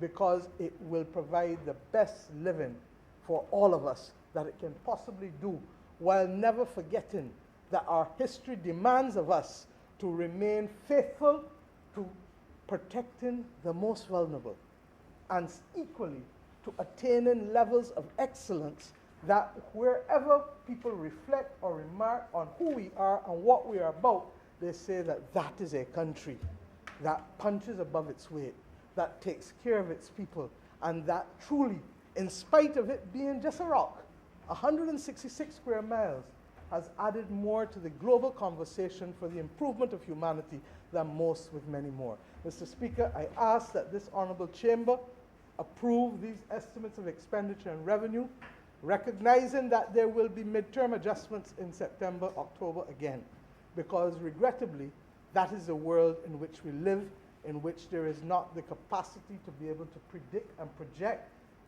and estimate for long periods of time, because there are simply too many intervening factors. And with that in mind, therefore, I commend these estimates and beg to move that this bill be now read a second time. I'm obliged to you, sir.